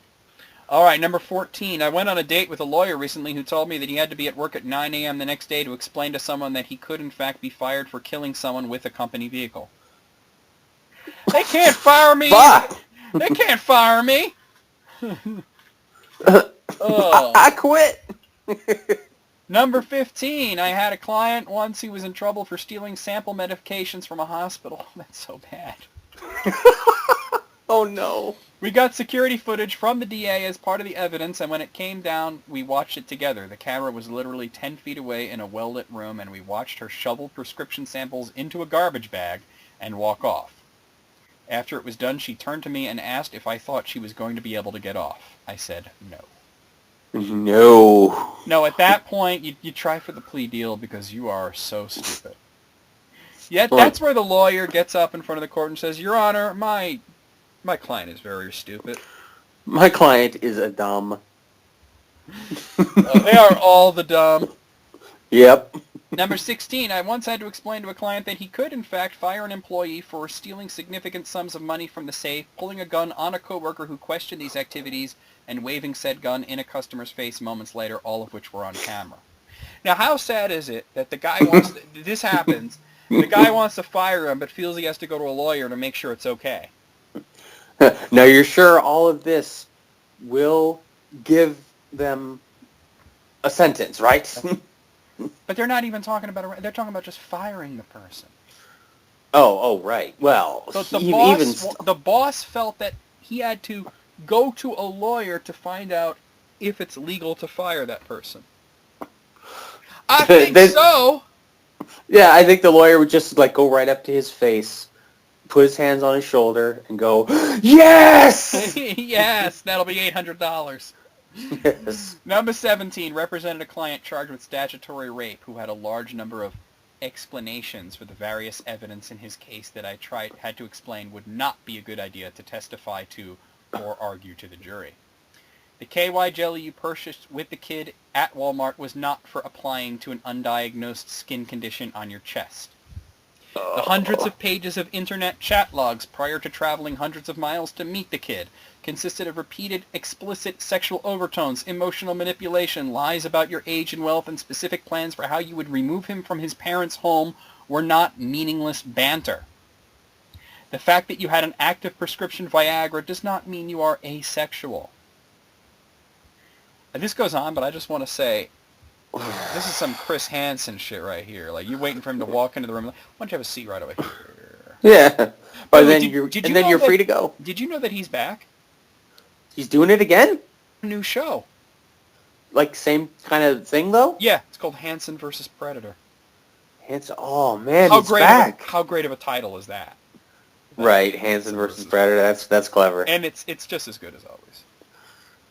And is it still the whole one Oh. jumps you right over there? It's You're free to leave whenever you like. Yeah, exactly the same. The only difference is that instead of like Yahoo and AOL chats, they're using like Grindr and Tinder and shit like that. Right, so it's just a little more updated for the Updated, times. yeah. The semen matching your DNA did not find its way into the rectum of the 13-year-old boy because of your medical condition that results in leakage.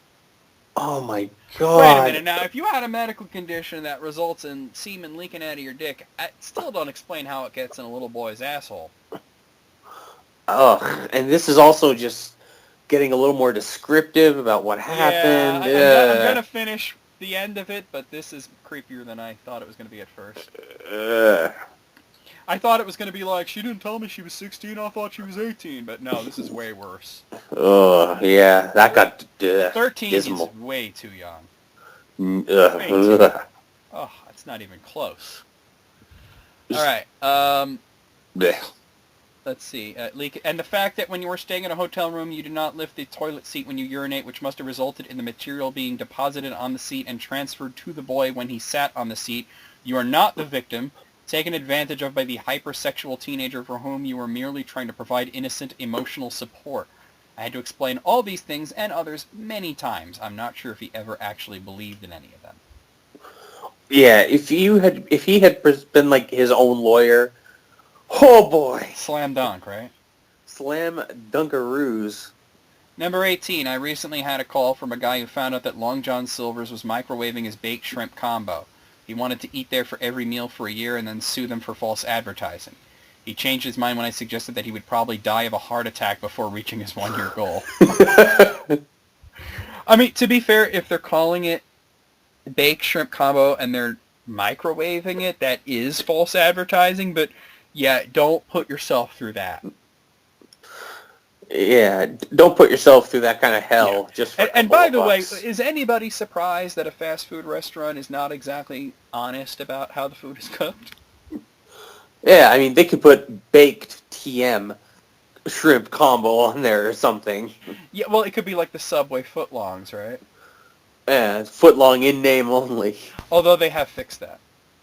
Oh, yeah? After all the scrutiny and everything, they said that from now on, all footlongs will be 12 inches. Certainly hope so. That's how it works. Yeah, usually. Number 19.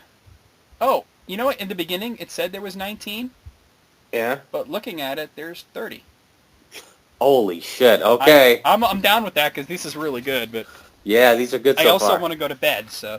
Number 19, not a client per se, but a victim. Had to explain what the word ejaculate meant. Defense attorney asked if the defendant ejaculated, and she said no. On redirect, it explained that the word meant something came out of his penis, and she said, oh, then yes. Not the brightest person I've ever met. What did she think it meant? Maybe like an ejaculatory... Statement? Statement, yeah. Yeah, okay. I mean, I just want to say that J.K. Rowling once used ejaculate in that sense. There is actually a little two-word phrase in Harry Potter, not a fan fiction, the real thing, Ron ejaculated. Oh.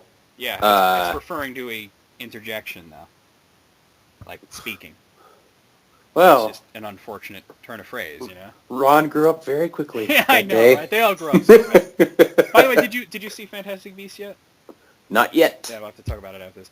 Number 20. I sat in on a case where the plaintiff's lawyer had to explain to her that it wasn't a slip and fall if she brought the baby oil with her in a squeeze bottle and applied it to the floor herself. Oh, fuck. The woman then began to act like she didn't speak or understand English after. It was bizarre.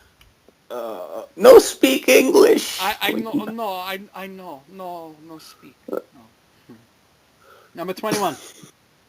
When a client called me this past Memorial Day and I asked why she was calling me on a holiday, she replied that she didn't think Jews celebrated Memorial Day.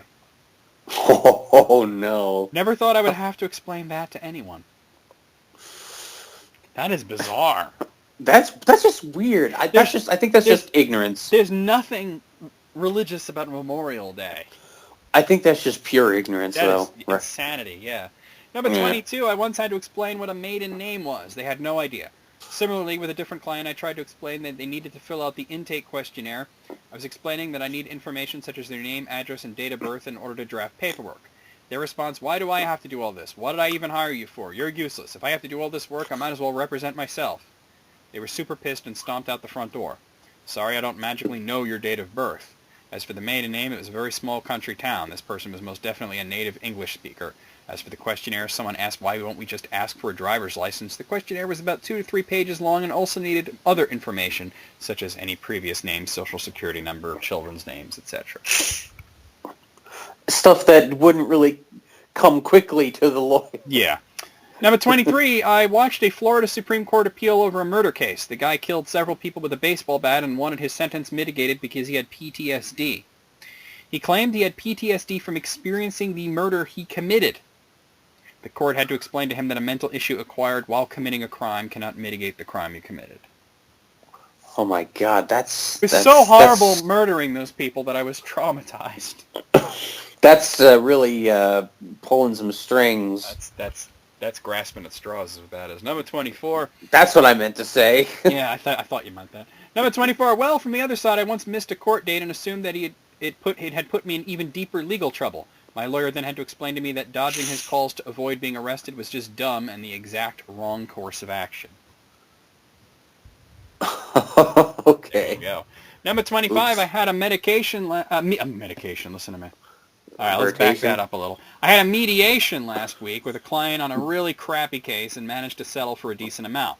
I then explained to the plaintiff her share of the settlement after paying the bill. She was confused, so I explained what I was speaking about our fee and expenses. She got upset because we were taking her money. I had to explain what a contingency contract was and how we were compensated for our services. The conversation took a turn for the absurd when I had to explain that I did not work for free. Yeah, like how do lawyers live? How do they make money? They go to school for 1,000,000 years. They're probably some of the smartest people out there. They deserve a little fucking money, don't you think? I think so.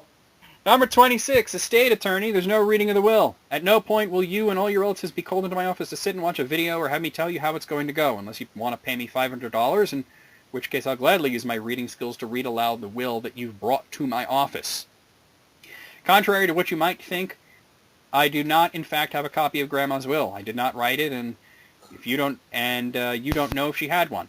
You have to dig through Grandma's hoarder house, or again, at $350 an hour, I'll do it for you. Tupperware is not worth fighting over.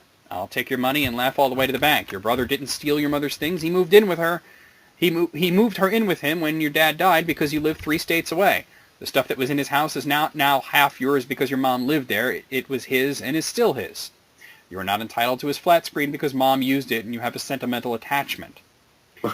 So for the Tupperware and the flat screen, these are issues that come up once I've taken these people as clients and have actually moved through most of the representation. They then fall out with brother, sister, stepmom. The evil stepmother is real in probate. And they decide that Tupperware is the hill they're going to die on. It's one of those situations that if you walk in for a consult about Mom's Tupperware, I'm referring you to someone else.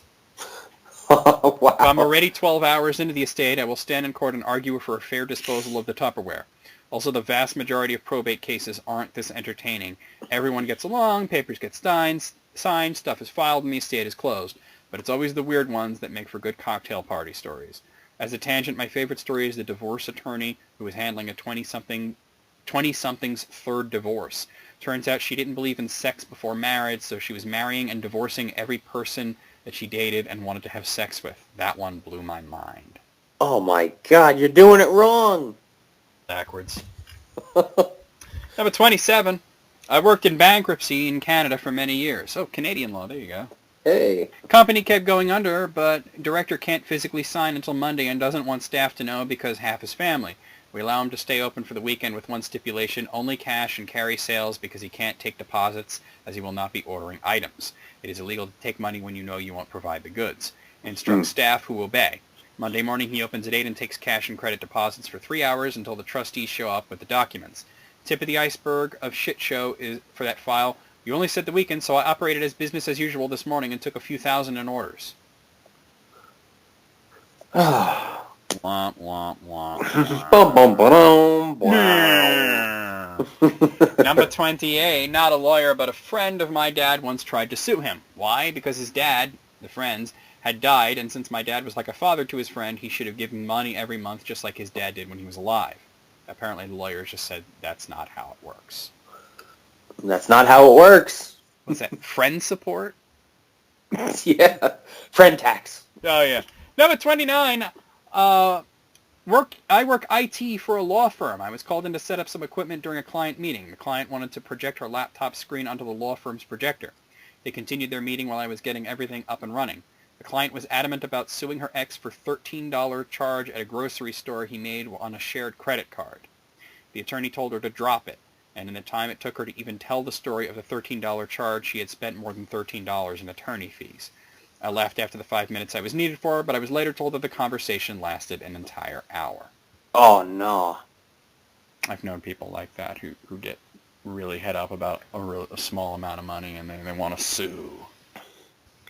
Yeah, because they think, well, I'll get thousands out of this. No, they want to sue for that small amount of money. That's what They just want that money back. Yeah. And it's like, it's not worth it at that point. It's like payback. You write that off. You just say, done. Yeah. Number 30. This is the last one. My ex-husband's lawyer had to explain to him that that hearsay doesn't mean someone heard him say it. My ex was arrested for felony domestic battery against me after he called 911 and threatened to kill me. He thought his threats were inadmissible because someone heard him say them. Ergo, hearsay. Hearsay. Oh, no. You gotta learn your speech, man. And for anyone who's wondering, hearsay means that you are saying something on someone's behalf who is not present in court. So, like if you were an attorney and you were examining a witness and you ask them a question and they say, well, Bobby Sue from the accounting firm says this, but they're not there present in the courtroom to corroborate that, that would be hearsay. So you're just going off the trust that they're saying could be true.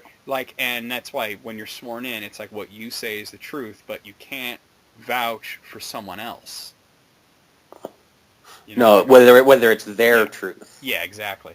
So, out of 30, highly entertaining. One of them went a little far into creepy territory, I must say. Like, I mean, when you hear statutory rape at the beginning, you know it's not a good thing. But maybe they could have kept it a little less graphic. Yeah. Well, you kind of hope it's one of those cases where it's like just below the limit, like, you know. She said she was 18. Like if the age of consent in New York is 17, right? Mm-hmm. Here in Pennsylvania, it's 16. So let's say something happened with a 16-year-old in New York. That's pretty close, you know? Mm-hmm. That would still be illegal in New York, at least, but not necessarily soul-destroyingly horrible. 13. Oh, God. And the things that they revealed. It was graphic, yeah. I guess it had to be to really sell how fucking stupid this person was. But out of 30, I'm going to say 28. I'm going to go 29. Near perfect. Near perfect. Okay. Well, that has been the List Critics Show. I hope you guys have enjoyed this show. Send me your lists over Facebook, YouTube, email, whatever the fuck. Do all the things. Next month, we will only be doing one show. So keep an eye out for that. We'll do a nice long one. List Critics End of Year Special for 2016, the other worst year ever. Oh, yes. Just you wait. Yes. See See you guys. Bye.